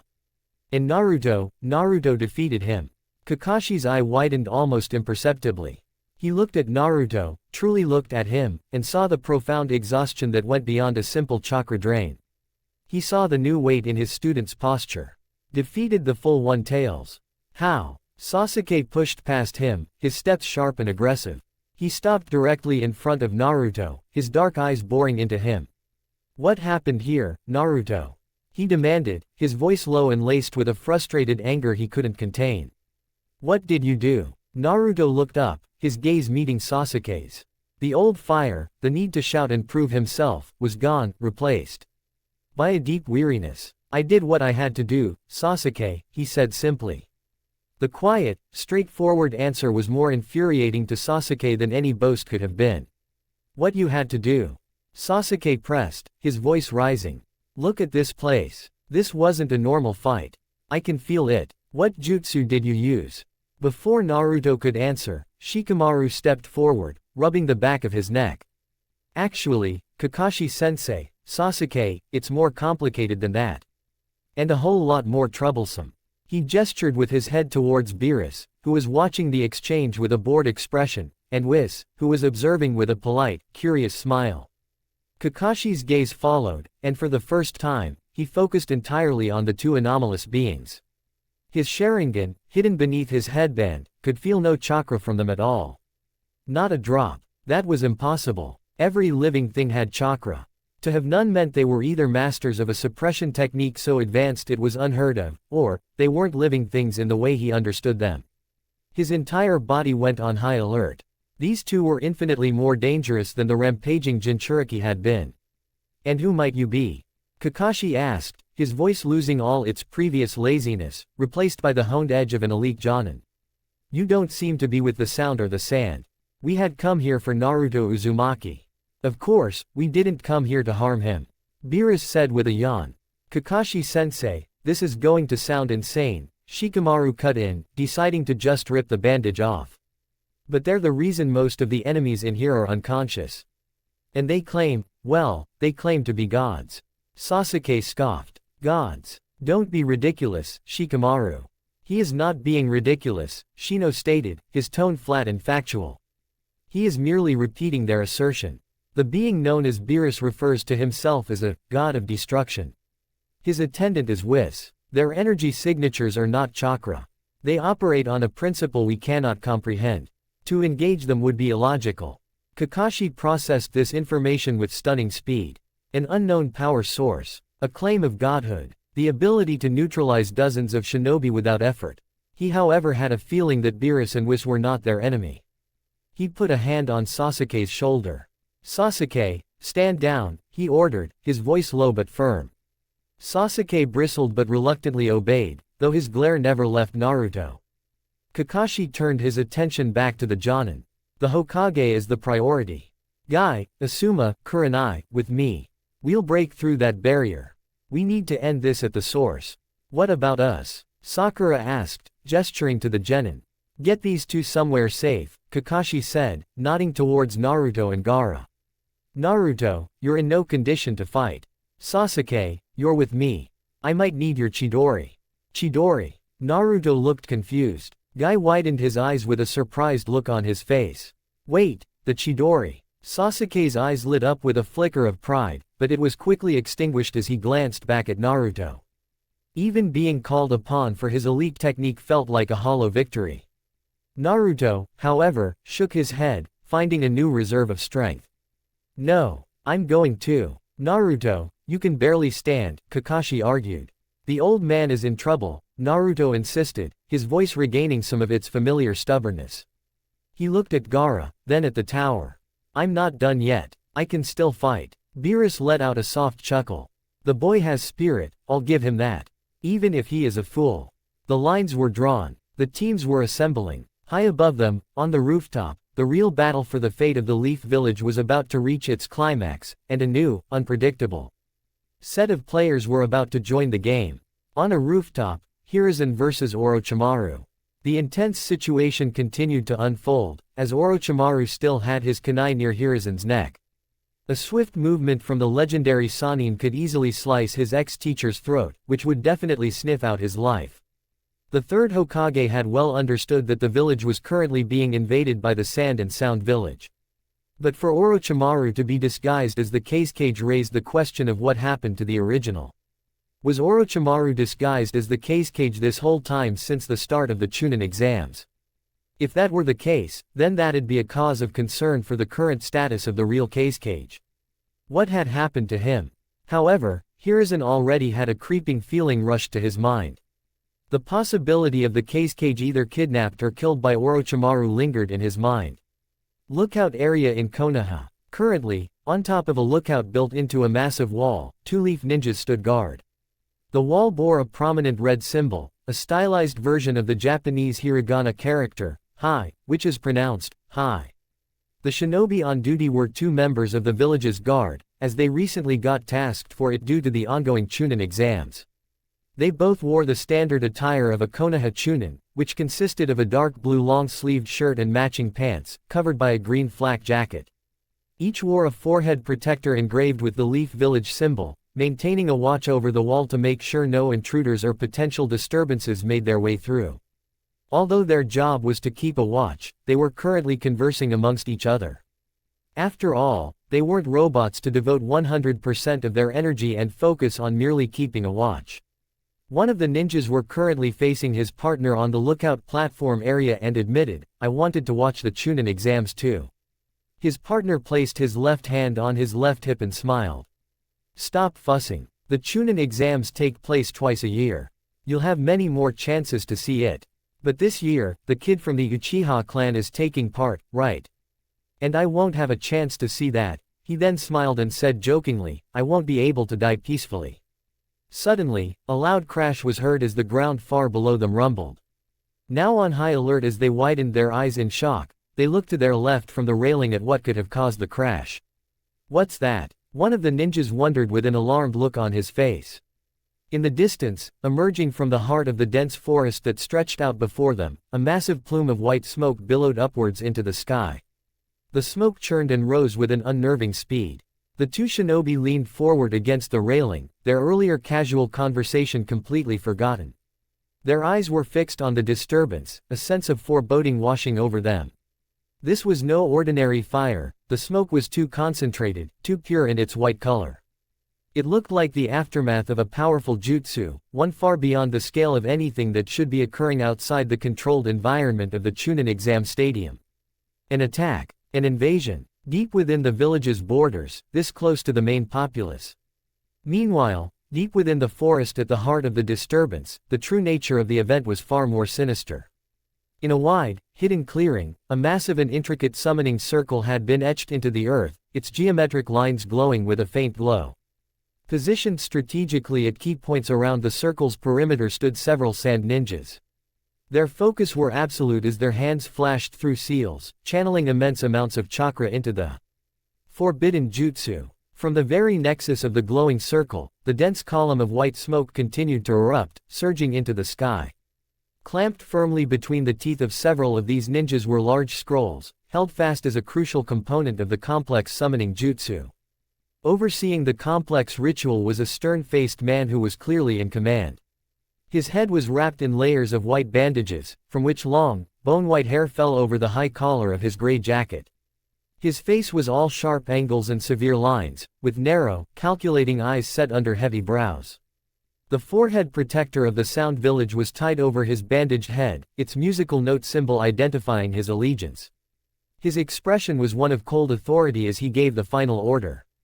It's time, he commanded, his voice sharp and clear. Begin. One of the sand shinobi at the edge of the formation on one knee, head slightly bowed. In his mouth, clutched between his teeth, was a tightly rolled scroll.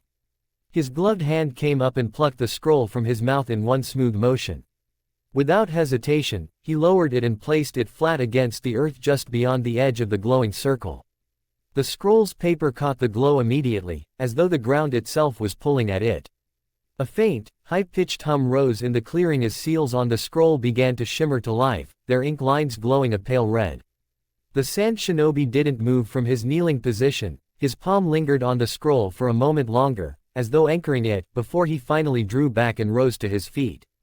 Suddenly, from the very heart of the intricately drawn ceiling pattern, an immense, violent eruption of pure white smoke exploded upwards with an ear-splitting roar. The smoke burst into existence like a sudden storm, swirling and churning as if it were alive, rapidly expanding outwards and upwards to swallow the clearing entirely. Its appearance was instant and overwhelming, blotting out every inch of visibility for a fleeting moment. The summoning circle beneath glowed fiercely, crimson lines illuminating the churning cloud from below, casting shadows onto the faces of the shinobi standing around the perimeter. At the edge of the ritual area, the shinobi commander, the man wrapped in white bandages with stark white hair cascading down his back, stood calmly watching the eruption of smoke. His narrow eyes glinted with satisfaction as the intensity of the chakra and the subsequent smoke eruption indicated a successful summoning. A smirk crept onto his lips.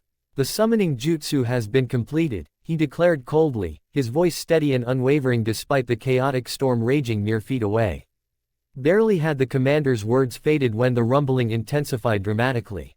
The ground itself seemed to scream in agony, buckling and cracking violently as something beneath the ground was trying to break free.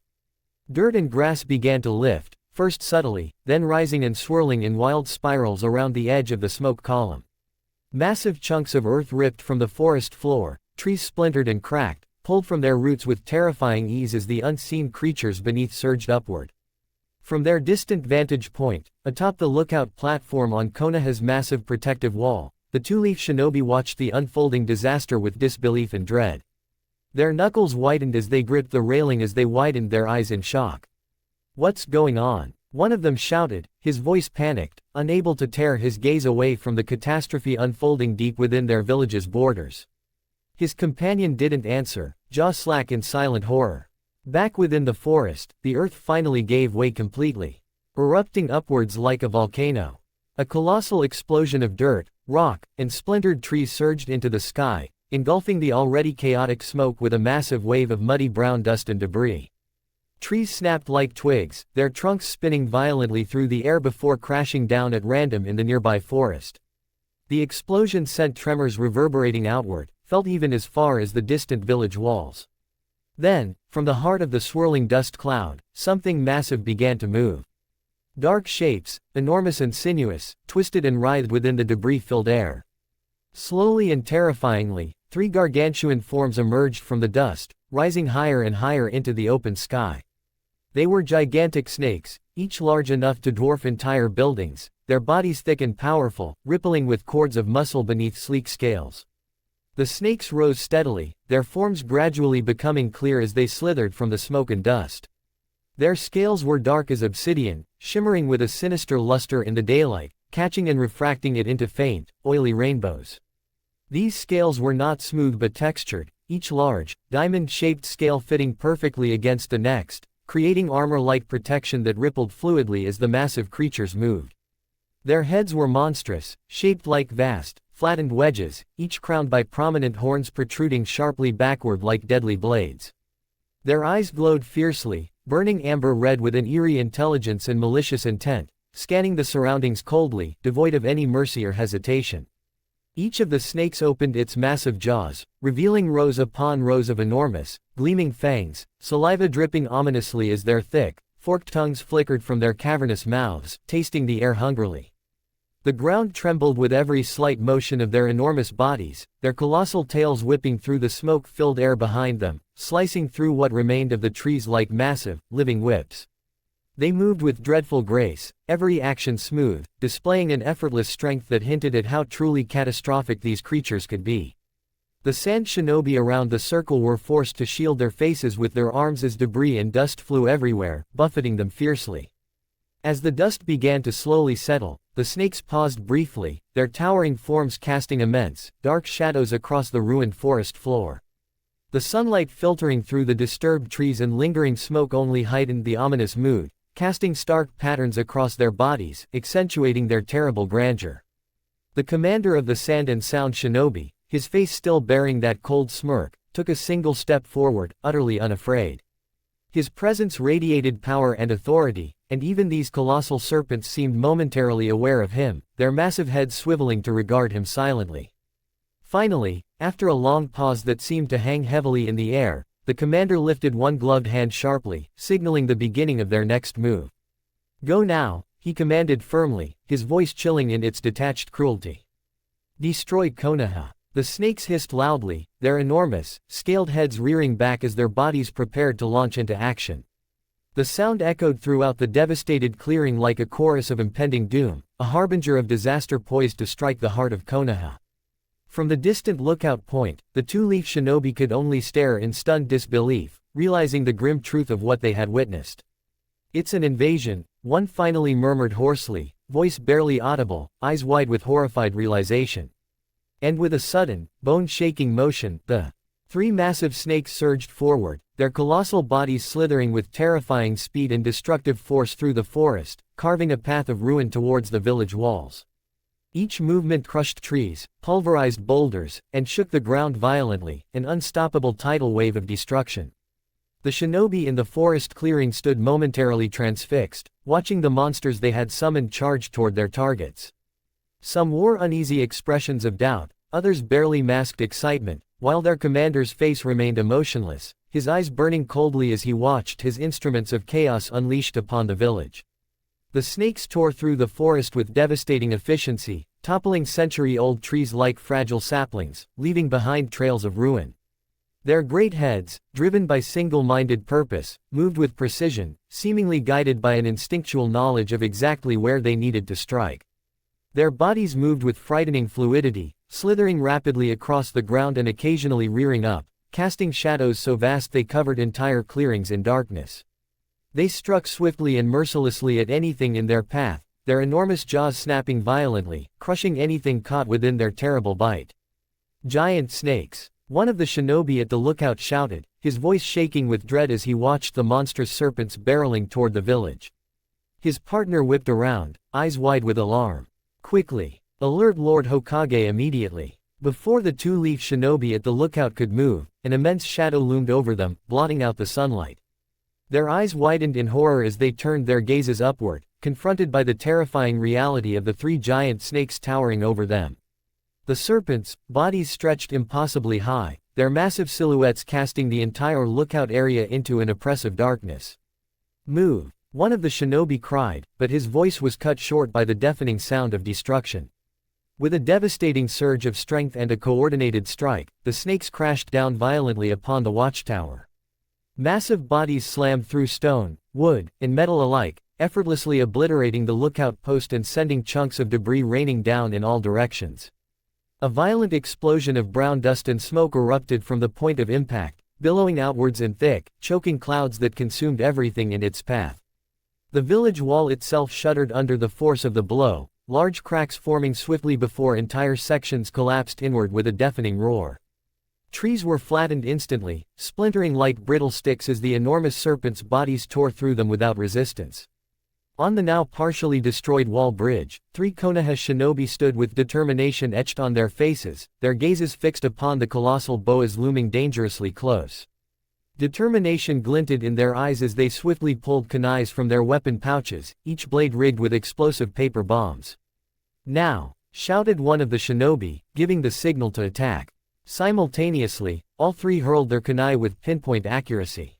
The blades cut swiftly through the air, spinning rapidly as they struck the serpent's enormous head, embedding themselves deeply between the scales. A heartbeat later, a series of powerful explosions erupted, shrouding the snake's head in a fiery blaze. Smoke and sparks flew wildly, the concussive force echoing sharply through the air. For a fleeting moment, hope flashed across the faces of the shinobi. Yet, As the smoke cleared, their expressions swiftly fell.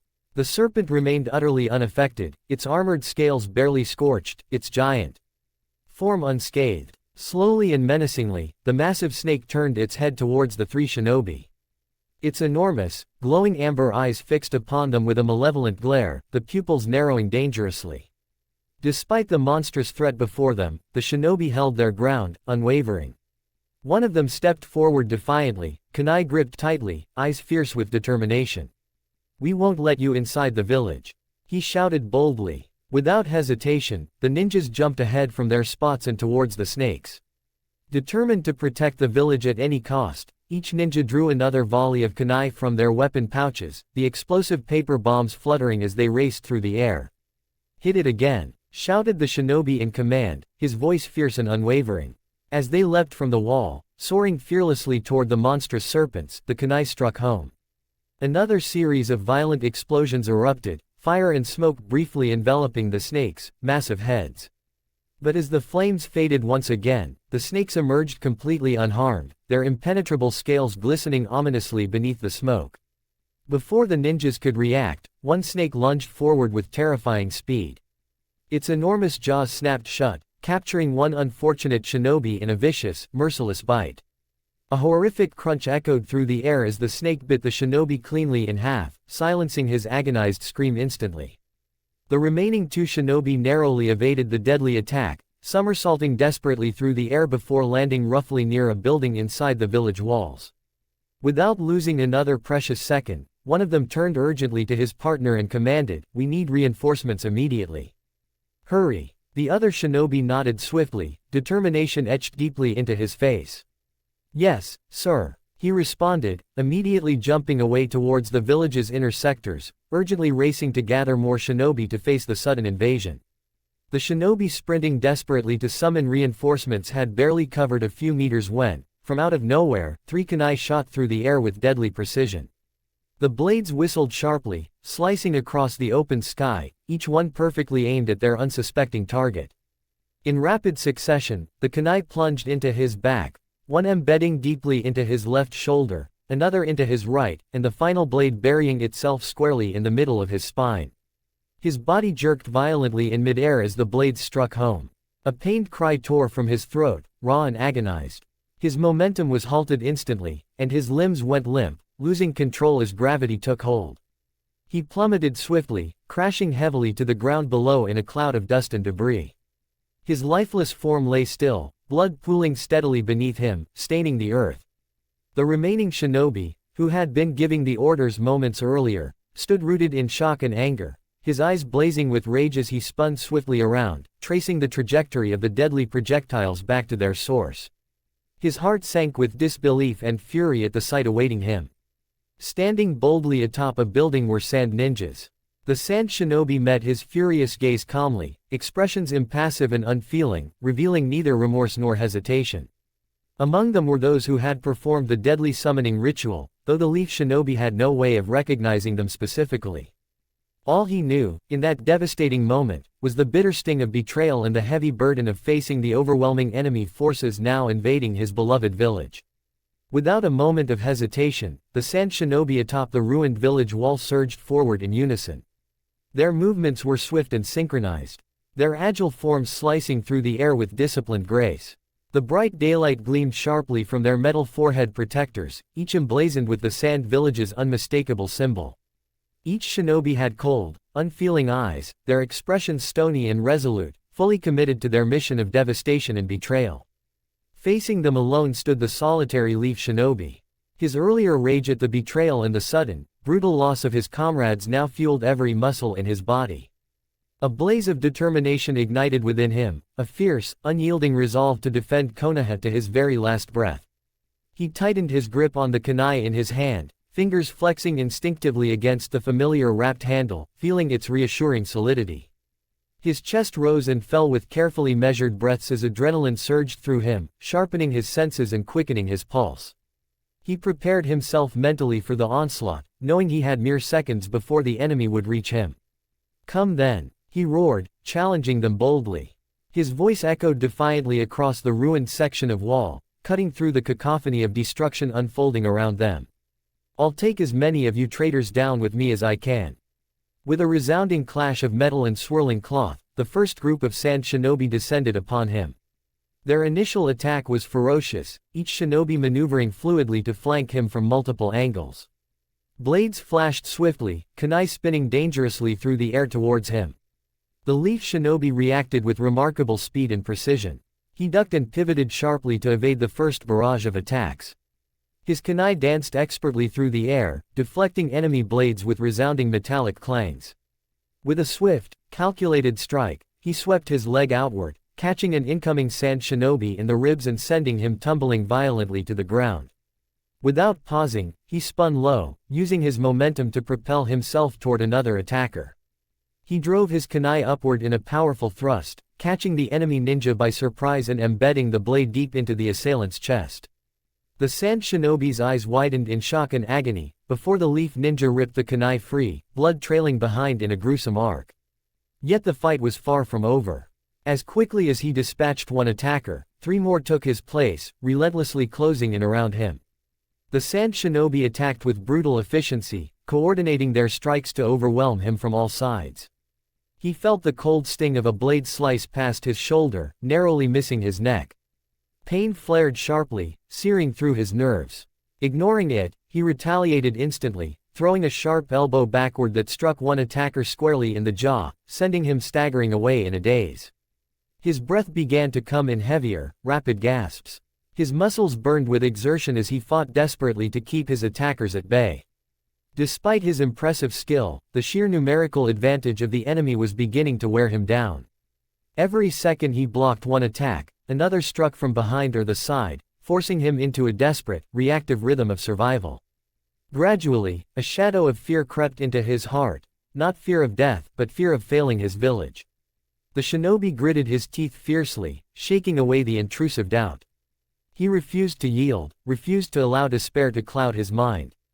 Gathering every ounce of willpower, he pressed on, forcing his tiring body beyond its natural limits. Suddenly, a powerful kick landed squarely into his stomach, driving the air violently from his lungs. He staggered backward, fighting to maintain his balance as pain blossomed outward through his abdomen. Before he could recover fully, another blow struck him sharply in the side of the head, snapping his vision sideways in a blur of colors. He stumbled heavily, the world spinning chaotically around him as his knees buckled slightly beneath him. Another strike crashed mercilessly into his back, knocking him face first onto the cold, cracked stone surface of the damaged village wall. Blood pooled warmly against his lips, dripping slowly from the fresh wound on his temple. Around him, the circle of sand shinobi closed in tighter, their weapons raised, preparing to deliver the killing blow. He strained desperately to rise, limbs trembling violently beneath him, but his battered body refused to obey his commands. For a heartbeat, hopelessness flickered briefly in his eyes. But then, as suddenly as his despair had risen, hope surged back fiercely into his heart. From somewhere behind him echoed a chorus of fierce shouts, punctuated by the unmistakable sound of rushing footsteps. Reinforcements, leaf shinobi, had finally arrived, emerging swiftly from within the village streets, racing fearlessly to his aid. The lead reinforcement shinobi, a tall, muscular figure with a commanding presence, threw several shurikens simultaneously, their lethal edges spinning through the air in a deadly arc. The sand shinobi immediately scattered, evading the sudden surprise attack with startled movements. The lead shinobi landed protectively in front of his fallen comrade, eyes blazing fiercely with protective fury. "You're not alone anymore," he declared firmly. "Rest for now. We'll handle them." The wounded leaf shinobi nodded weakly, collapsing back against the cold stone, breathing heavily but gratefully. From every direction, more leaf shinobi poured onto the scene, quickly engaging the sand ninja in a furious battle. Weapons clashed and chakra surged. The newly arrived reinforcements fought with fierce determination and relentless energy. Every shinobi present understood clearly the stakes of this battle. They were fighting for their homes, their comrades, their very lives. The leader moved expertly, cutting a precise path through enemy ranks. Each strike was measured and decisive, each movement honed by years of disciplined training and combat experience. He deflected enemy attacks effortlessly, spinning, leaping, and retaliating with lethal precision, his face hardened into a mask of unwavering focus. Around him, the battle raged furiously, shinobi from both sides locked in desperate combat. Screams and shouts filled the air, mingling with the ringing of steel on steel and the crackle of explosive tags detonating. One leaf shinobi conjured a massive gust of wind chakra, blowing several enemy shinobi off their feet and creating an opening for his allies to strike. Another summoned earth-based walls from the ground, temporarily isolating groups of attackers to better control the battle's tempo. One sand shinobi ducked beneath a vicious swipe of his enemy's blade, pivoting swiftly and countering with a sharp jab aimed at his opponent's ribs. The leaf shinobi reacted instantly, catching the blow on the edge of his forearm before retaliating with a powerful spinning kick that forced the attacker backward several paces. The two paused only for a heartbeat, their narrowed eyes locked in fierce concentration, before launching back into battle. Nearby, a squad of leaf shinobi moved with remarkable coordination, their teamwork honed through rigorous training and countless missions. One shinobi sprinted forward, throwing a volley of kunai rigged with explosive tags. The projectiles soared with lethal grace, embedding deeply into the ground just before detonating in rapid succession. The resulting explosions erupted violently, forcing several sand shinobi to scatter, temporarily disrupting their formation and breaking their rhythm. However, the sand shinobi swiftly regrouped, showing disciplined composure. They retaliated immediately, launching their own barrage of kunai, each blade slicing through the dust-filled air with deadly precision. A leaf shinobi urgently shouted a warning to his teammates as he swiftly formed hand signs. Earth Style, Earth Dome Jutsu. The ground rumbled and surged upward in response, forming a protective barrier around his comrades mere moments before the deadly kunai impacted. Each projectile embedded itself harmlessly into the sturdy earthen shield before exploding with muffled thuds, shaking the barrier yet failing to penetrate its solid walls. As the smoke cleared, the dome crumbled purposefully, revealing the shinobi safely shielded within. Without hesitation, the protected shinobi surged forth, re-engaging the enemy with renewed vigor. Their taijutsu was a spectacle of controlled violence, each movement meticulously planned and executed. Powerful punches, sweeping kicks, and agile evasions were woven seamlessly into a graceful, lethal dance. The sand shinobi, despite their earlier composure, found themselves pushed back under the relentless assault. Yet, even as their formation strained, their resolve remained intact. Their commanders barked orders clearly over the din, rallying their forces, determined not to allow the momentum to shift decisively. Amid this fierce conflict, several sand shinobi began exchanging frustrated glances. Something crucial was missing from their calculated attack, someone they desperately relied upon. Amidst dodging a particularly fierce attack, one of them briefly turned to his comrade, shouting over the clash of steel and the roar of exploding tags. "Where the hell is Gaara?" he demanded urgently, frustration evident in his voice. His companion swiftly blocked a strike aimed at his throat, shoving the leaf shinobi back before turning slightly. "I saw him earlier, he had already transformed," he replied breathlessly, sweat streaming down his brow. But then, he reverted back to his normal state. The shukaku wasn't visible from afar for some reason. "Something's wrong. Impossible," growled the first shinobi, ducking a kunai hurled toward him. "Without Gaara and the shukaku, our attack." His words were abruptly cut short as another explosive tagged kunai struck the ground at his feet. He leapt away instinctively, somersaulting through the air as flames erupted violently below, narrowly escaping the blast radius. Across the battlefield, leaf shinobi pressed their advantage aggressively, exploiting the confusion and uncertainty that had begun to spread among their enemies. Their attacks intensified, growing increasingly bold and coordinated, aiming to overwhelm the already strained sand shinobi. Yet the sand shinobi, despite their uncertainty over Gaara's absence, refused to yield easily. They fought ferociously, channeling their desperation into every attack. A sand shinobi brandishing dual kunai dashed forward with impressive speed, confronting two leaf shinobi simultaneously. He twisted fluidly, deflecting an incoming strike from the left before swiftly ducking beneath an attack from the right. His movements were graceful. "Enough of this," he shouted angrily, unleashing a flurry of sharp, calculated strikes, each blow precise and lethal. He managed to slash across one leaf shinobi's thigh, causing his opponent to stagger momentarily, while narrowly evading a counterattack from the other. Nearby, another sand shinobi, skilled in taijutsu, confronted a leaf opponent equally adept. Their duel was an intricate and impressive display of hand-to-hand combat, each shinobi reading the other's movements with expert precision. Punches and kicks flew furiously, neither shinobi able to land a decisive blow. Each dodge was narrowly timed, and every strike blocked at the last possible instant. The sand shinobi suddenly spun low, aiming a sweeping kick at his opponent's legs, but the leaf shinobi vaulted skillfully into the air, flipping gracefully overhead before landing behind his attacker. Immediately upon landing, the leaf shinobi spun swiftly, delivering a powerful kick aimed at his enemy's exposed back. Yet the sand shinobi anticipated the attack, pivoting expertly to intercept the strike with crossed arms. The impact was forceful, forcing him several feet backward, but his balance remained firm. Both combatants momentarily paused, breathing heavily, sizing each other up with mutual respect and determination burning fiercely in their eyes. Elsewhere, explosive tags continued detonating with deafening frequency, creating destruction that reverberated across the entire battlefield. Thick, choking smoke enveloped sections of the village, briefly obscuring the ongoing battles before drifting away to reveal shinobi locked in fierce, unending combat. Konoha shinobi, driven by a fierce desire to protect their village, rallied relentlessly, pressing their advantage with tireless resolve. Sand shinobi fought just as stubbornly, determined to fulfill their orders despite the increasingly dire circumstances. Neither side showed signs of backing down, each shinobi fighting with a stubborn tenacity born from pride, loyalty, and fierce determination.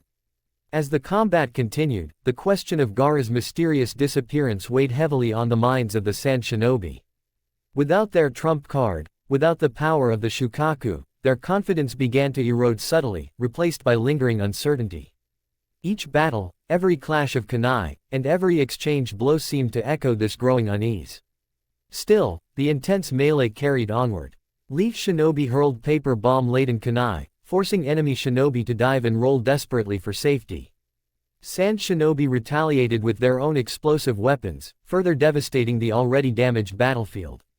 The soundscape was punctuated by screams, shouts, and the distinctive ringing clash of kunai meeting kunai, each impact sending tiny sparks scattering dramatically through the smoke-filled air. Taijutsu specialists continued their battles, engaging in dazzling sequences of strikes, counters, and evasions that seemed to defy the very laws of gravity and human capability. The leaf shinobi leader, continuing his precise and powerful assaults, suddenly caught sight of the wavering confidence among the enemy ranks. His eyes narrowed sharply in recognition of this subtle shift, instantly seizing upon the opportunity it presented.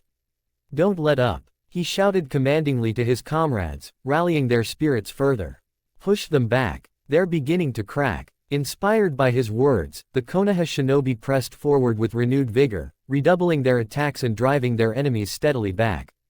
The sand shinobi struggled fiercely, desperate to hold their ground, but the absence of Gaara and the growing internal doubt were beginning to clearly take their toll. Suddenly, more reinforcements arrived, ninjas associated with the Leaf Village, and a Jonin whose sharp eyes missed nothing, moved like the veteran he was. His name was Ryota, a man known less for flashy, high-level jutsu and more for a terrifying mastery of the fundamentals. His movements had no wasted steps, and no telegraphed attacks.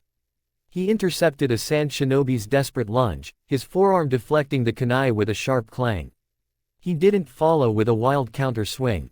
Instead, he pivoted on his heel, using the attacker's own momentum to spin him off balance, and delivered a precise, disabling palm heel strike to the man's solar plexus. The sand ninja collapsed, gasping for air, his fight over. "Form triads. Do not let them isolate you." Ryota's voice cut through the din. "Chunin, maintain the front. Support teams, harry their flanks with ranged attacks. Do not give them a moment to cast complex jutsu." His orders were both commands and tactical anchors in the current battle. The Leaf shinobi responded instantly, their movements becoming more coordinated. 3 Chunin formed a defensive line, their kunai a flickering wall of steel that held back 4 advancing sand ninja. Behind them, 2 other Leaf shinobi unsealed scrolls, hurling a volley of shuriken that forced the enemy to break their attack and seek cover behind the shattered remnants of the wall. Amid the broader conflict, individual duels erupted, each a microcosm of the larger battle. A lithe and agile sand kunoichi, her face partially obscured by a cloth mask, engaged a stocky, broad-shouldered Leaf Chunin named Kento. She was all speed and grace, a whirlwind of high kicks and acrobatic evasions. Her taijutsu was fluid, almost dance-like, as she flipped and spun, her kunai aiming for momentary openings in Kento's defense. Kento, in contrast, was a rock. His stance was low and wide, his feet seeming to grip the very stone of the wall. He weathered her storm of attacks with powerful, efficient blocks. Her blade would flash towards his throat, and his arm would rise to meet it, the impact ringing with brutal finality. She feinted a kick to his head, then dropped into a low sweep, but he was already stamping his foot down, disrupting her balance and forcing her to roll away to avoid being crushed. "You're too slow, Leaf Nin," she hissed, her voice sharp as she launched herself off a piece of rubble, spinning through the air to deliver a powerful axe kick. Kento didn't try to meet the blow head-on. Instead, he shifted his weight at the last possible second, letting her heel slam into the ground where he had been standing. The stone cracked under the force of the blow. Before she could recover her footing from the jarring impact, he moved. He wasn't as fast as her, but his movements were explosive. He closed the distance in a single, powerful step. Her eyes widened in surprise as he drove forward. She tried to bring her kunai up to defend, but his hand shot out, not to strike, but to grab her wrist in a grip of iron. He twisted, leveraging her own body weight against her, and pulled her off balance. For a horrifying moment, she was airborne, her acrobatic skills rendered useless.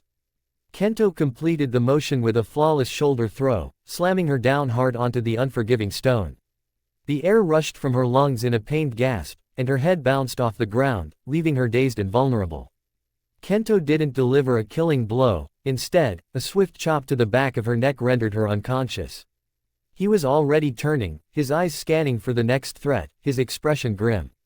Not far from the brutal taijutsu duel, the air crackled with the raw power of ninjutsu.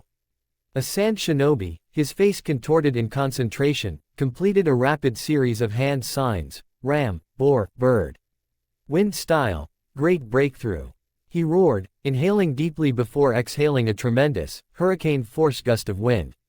The attack wasn't aimed at a single person but at a whole section of the leaf line. Dust and debris were whipped into a blinding storm, and the sheer pressure of the wind sent several Chunin stumbling backward, their footing compromised.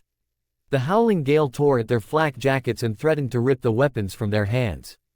Facing this onslaught was a young leaf shinobi, her hair tied back in a tight ponytail that whipped wildly in the artificial wind. Her name was Akane, and while she looked barely out of the academy, her eyes held the calm focus akin to a powerful ninja.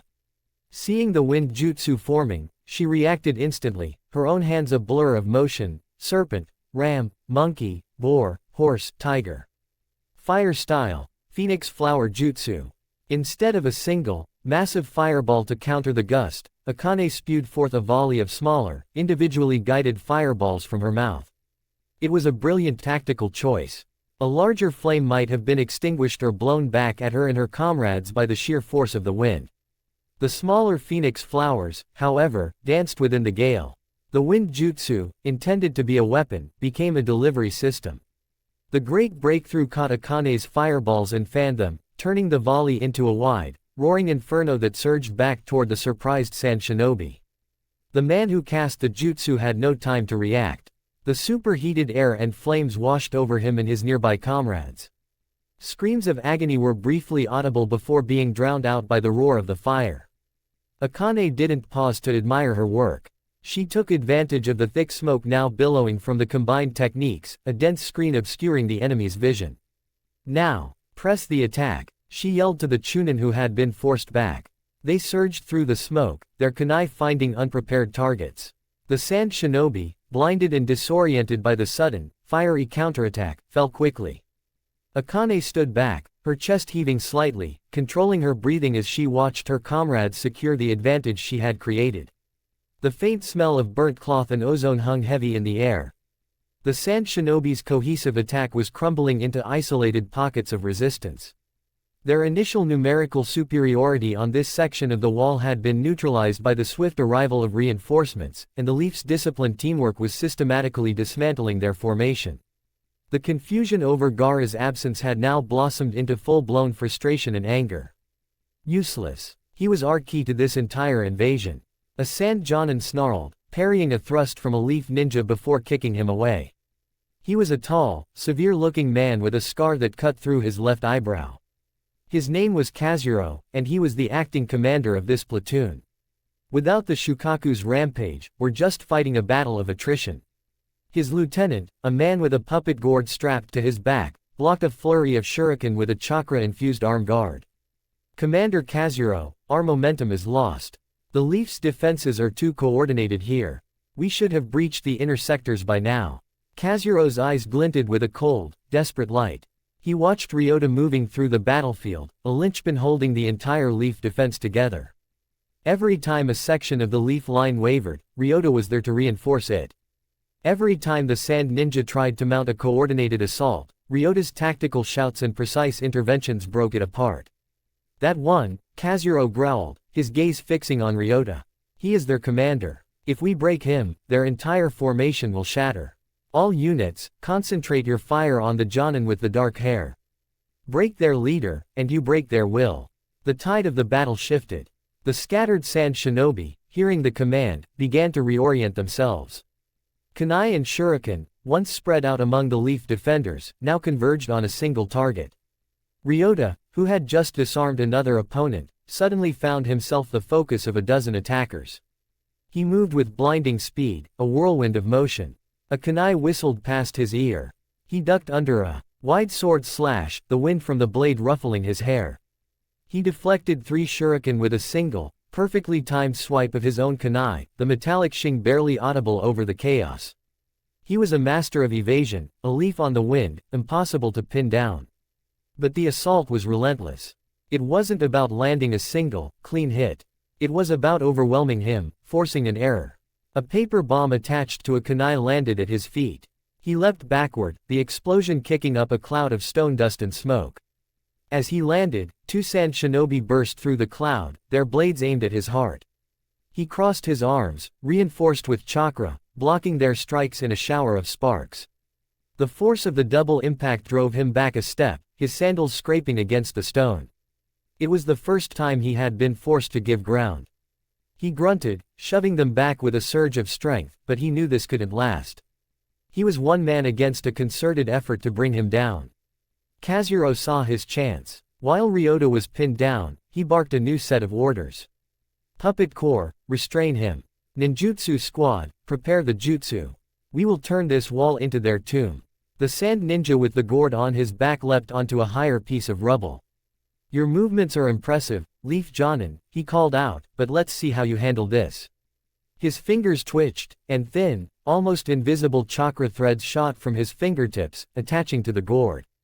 The lid popped open, and a grotesque puppet, vaguely humanoid with multiple bladed limbs, leapt out. I am a student of the person I look up to, Konkuro.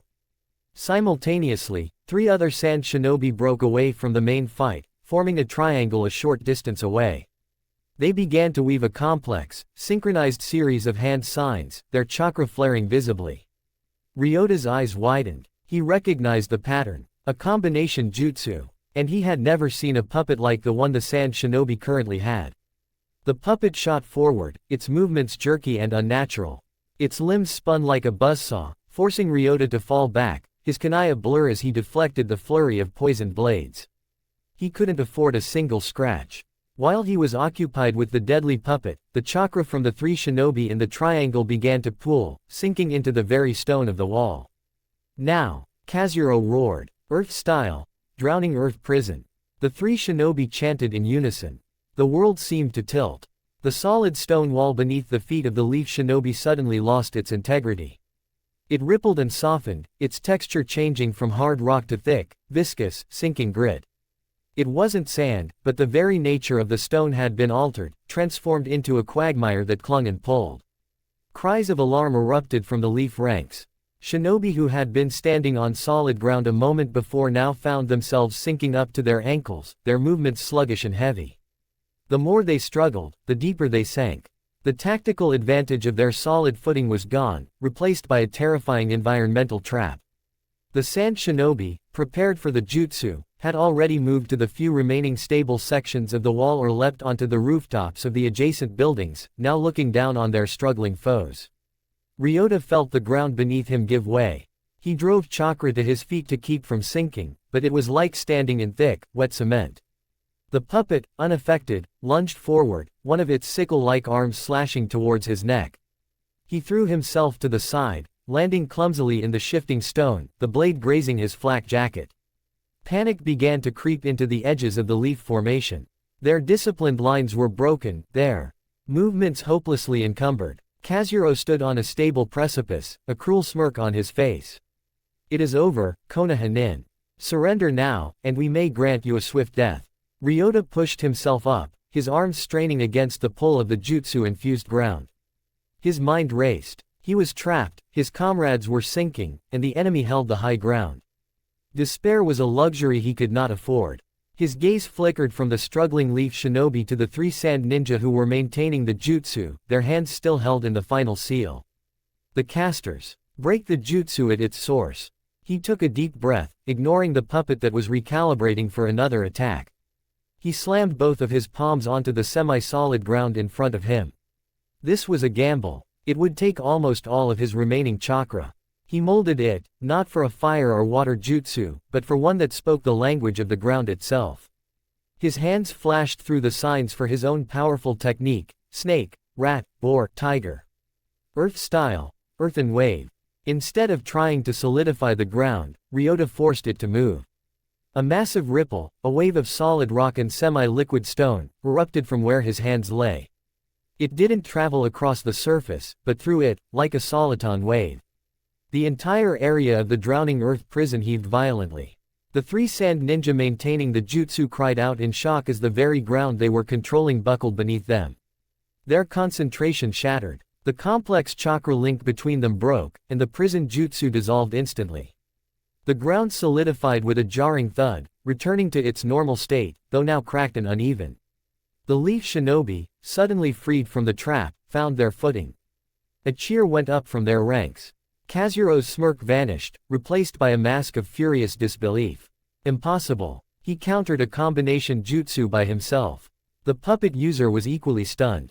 In that moment of hesitation, Ryota acted. He formed a new seal, a single one, the seal of confrontation. A log appeared where he had been standing, and the puppet's blades shredded it to splinters. Ryota reappeared directly behind the puppet master, his kunai already at the man's throat. "Your show is over," Ryota said, his voice dangerously low. The puppet master froze, and the puppet clattered to the ground, its chakra threads now limp. Kazuhiro let out a roar of pure rage. "You will pay for that." He leapt down from his perch, brandishing a large, serrated trench knife in each hand. He ignored the other shinobi, his entire being focused on Ryota. "I will kill you myself." Ryota shoved the now captured puppet master towards his own men. "Secure him," he commanded, never taking his eyes off the charging Kazuhiro. The final confrontation had arrived. The 2 commanders met in the center of the ravaged wall section, and the fight continued. Kazuhiro fought with frenzied, rage-fueled power. His trench knives were brutal weapons, designed for ripping and tearing.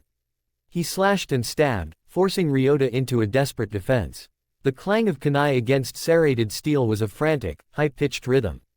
Ryota was patient, a master of defense, but the ferocity of the assault was immense. Kazuhiro's blade slipped past his guard, slicing a deep gash across Ryota's left arm. Pain, hot and sharp, flared through him. He gritted his teeth, hissing as blood welled from the wound and dripped onto the stone. He faltered for a half-second, and Kazuhiro pressed the advantage, driving him back with a vicious series of slashes. "You've grown tired, Leaf Jonin. Your village will burn." Ryota felt his strength beginning to wane. The earthen wave jutsu had taken its toll, and his wound was bleeding freely. He looked past Kazuhiro and saw his shinobi, his comrades, pressing their advantage, inspired by his stand. He saw the wounded shinobi Kento had saved, now being tended to by a medic nin, but with a look of fierce pride in his eyes. He thought of the village, the peaceful streets just beyond this wall, the children who would be playing in them. That thought was a wellspring of new strength. Kazuhiro lunged, aiming a powerful stab directly at Ryota's heart. It was a killing blow, delivered with all of his strength and hatred. Ryota's movements became a blur. At the last possible microsecond, he used a body flicker technique, not to escape, but to move inside Kazuhiro's guard. The Sand Commander's lunge carried him forward, his blade punching through empty air. He found himself suddenly overextended, his side completely exposed. Ryota didn't use his kunai. His wounded arm hung limp, but his right hand was a weapon of its own. He drove his palm forward, channeling the last of his focused chakra into a single, devastating point. The strike connected with Kazuro's ribs with a sickening crack.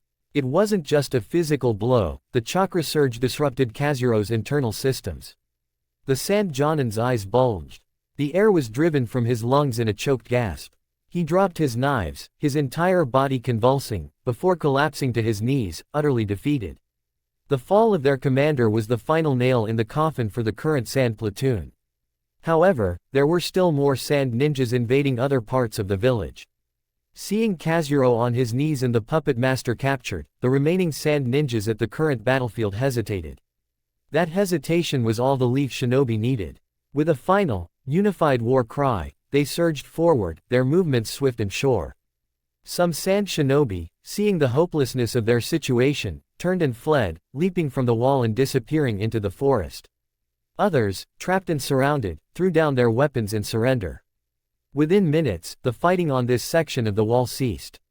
The air, once filled with the screams of combat and the roar of jutsu, was now heavy with the groans of the wounded and the panting breaths of the exhausted victors. Ryota stood tall, his left arm dripping blood onto the stone, his chest heaving. He looked out over the scene, at his comrades, at the captured and defeated invaders. They had held the line. He walked over to the first shinobi who had been wounded in the battle, the one he had saved with the arrival of the reinforcements. The young man was sitting up now, his back against a chunk of rubble, his wounds bandaged. "You fought well," Ryota said, his voice raspy. The young shinobi looked up at his commander, his eyes filled with awe and gratitude. "Sir, you saved us all." Ryota simply nodded, placing a hand on the young man's shoulder. "We all saved each other today. Rest now. You've earned it." He turned his gaze inward, towards the heart of the village. The sounds of destruction still echoed from deeper within. The three colossal snakes were still a monstrous threat, and Orochimaru himself was with the Hokage. This battle was won, but the war for Konoha had only just begun. A grim resolve settled over him. They had won the first battle. And they would win the next one, too. For the will of fire burned brightest in the darkest of nights. With Naruto and the others, Chunin Exam Stadium. Beerus, arms folded with an impatient frown etched into his face, surveyed the chaos with weary eyes. Whis stood beside him, casually observing with his usual smile, seemingly amused by the mortal conflict unfolding before them. Baki arrived breathlessly, eyes wide with disbelief. He stared at Naruto in shock. "You actually defeated Gaara in his Shukaku form, by yourself." Gaara had lost control completely. "I had to step in to bring him back. Shukaku won't be an issue for now," Naruto said with a serious look on his face. Beerus sighed loudly, clearly agitated by the ongoing chaos. "Such troublesome mortals," he muttered irritably, shaking his head. "This invasion is becoming tiresome. Whis, remind me why we came here again." Whis chuckled softly, amused at Beerus's characteristic irritation. "To observe the mortal who awakened Ultra Instinct, my lord. Naruto Uzumaki, specifically. And of course, to recruit him for the tournament against Universe 6. Beerus grumbled, glancing toward Naruto again with mild curiosity. Yes, the boy. Yet here we are, trapped watching their meaningless squabbles." Shino narrowed his eyes at Beerus and Whis. "Tournament." Shikamaru stepped forward cautiously toward Beerus, carefully assessing the situation. Recognizing Beerus as a being whose strength vastly outclassed anyone present, he asked tentatively, "Lord Beerus, if you're tired of this chaos, maybe you could help us end it quickly." Whis looked intrigued. "Oh, my. It is indeed correct to address Lord Beerus with proper respect." Beerus raised an eyebrow at Shikamaru, irritation clear on his face. "Me? Interfere in mortal matters? Don't be absurd," he scoffed dismissively. "My role is observation for now, nothing more. Mortal conflicts don't interest me." Shikamaru sighed quietly, clearly disappointed yet unsurprised. He turned back to Naruto, a mix of uncertainty and hope evident in his expression. "Then I suppose it's down to you, Naruto. Think you can handle this Orochimaru and end this?" Naruto nodded confidently. "Don't worry, Shikamaru. With Ultra Instinct, Orochimaru doesn't stand a chance. I'll end this invasion myself. Ultra Instinct. Naruto, what exactly is that? Explain yourself. Sasuke demanded. Naruto faced Sasuke and explained, it's not a jutsu. It's more like a state you reach when you stop thinking entirely. Your body moves on its own, responding instinctively to any danger or threat. No hesitation, no fear, just pure instinct. Kakashi widened his eyes with a surprised look on his face and commented, that would be the highest form of taijutsu. He then thought to himself, Naruto seems a lot more mature all of the sudden too. I see a lot of the fourth Hokage in him, even more than before. Sasuke's eyes narrowed thoughtfully, processing Naruto's words with intense concentration. So it's an advanced form of battle awareness, then. Naruto nodded and smiled. Yep, maybe. And I'm glad to see you back, Sasuke. It took you long enough. Sasuke however remained quiet for a moment, his analytical mind quickly unraveling the mysteries of Naruto's new power. Beerus, overhearing their exchange, smirked slightly. Interesting explanation, Naruto Uzumaki. Perhaps you're wiser than you appear. Naruto widened his eyes comically.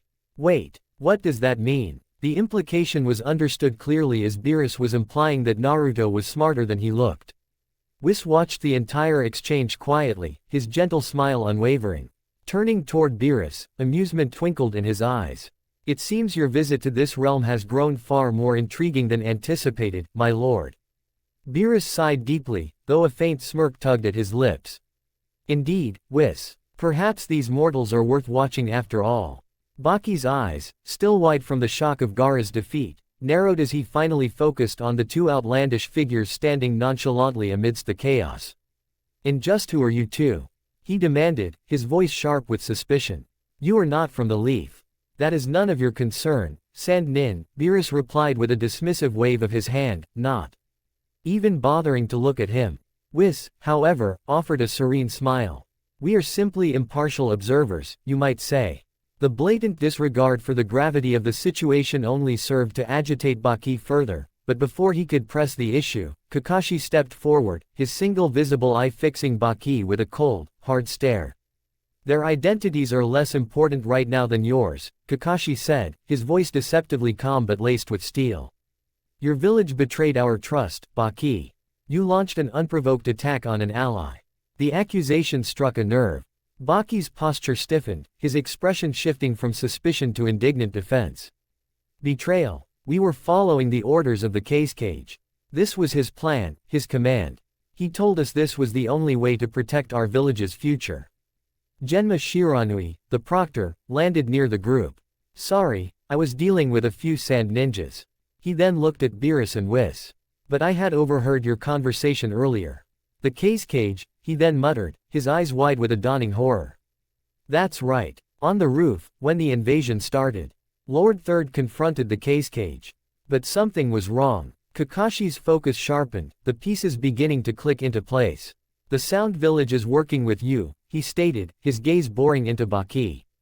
Their leader is Orochimaru. Sasuke, who had been silent, suddenly spoke up, his voice tight with hatred. That snake. He can wear people's faces. He did it in the Forest of Death. Shikamaru's eyes darted between Baki, Genma, and Sasuke, his mind racing at 1,000 miles per hour. Wait a minute, he said, the entire conspiracy unraveling before him. What a drag. The sound and the sand attack at the exact same time. Baki says he was following the case cage's orders.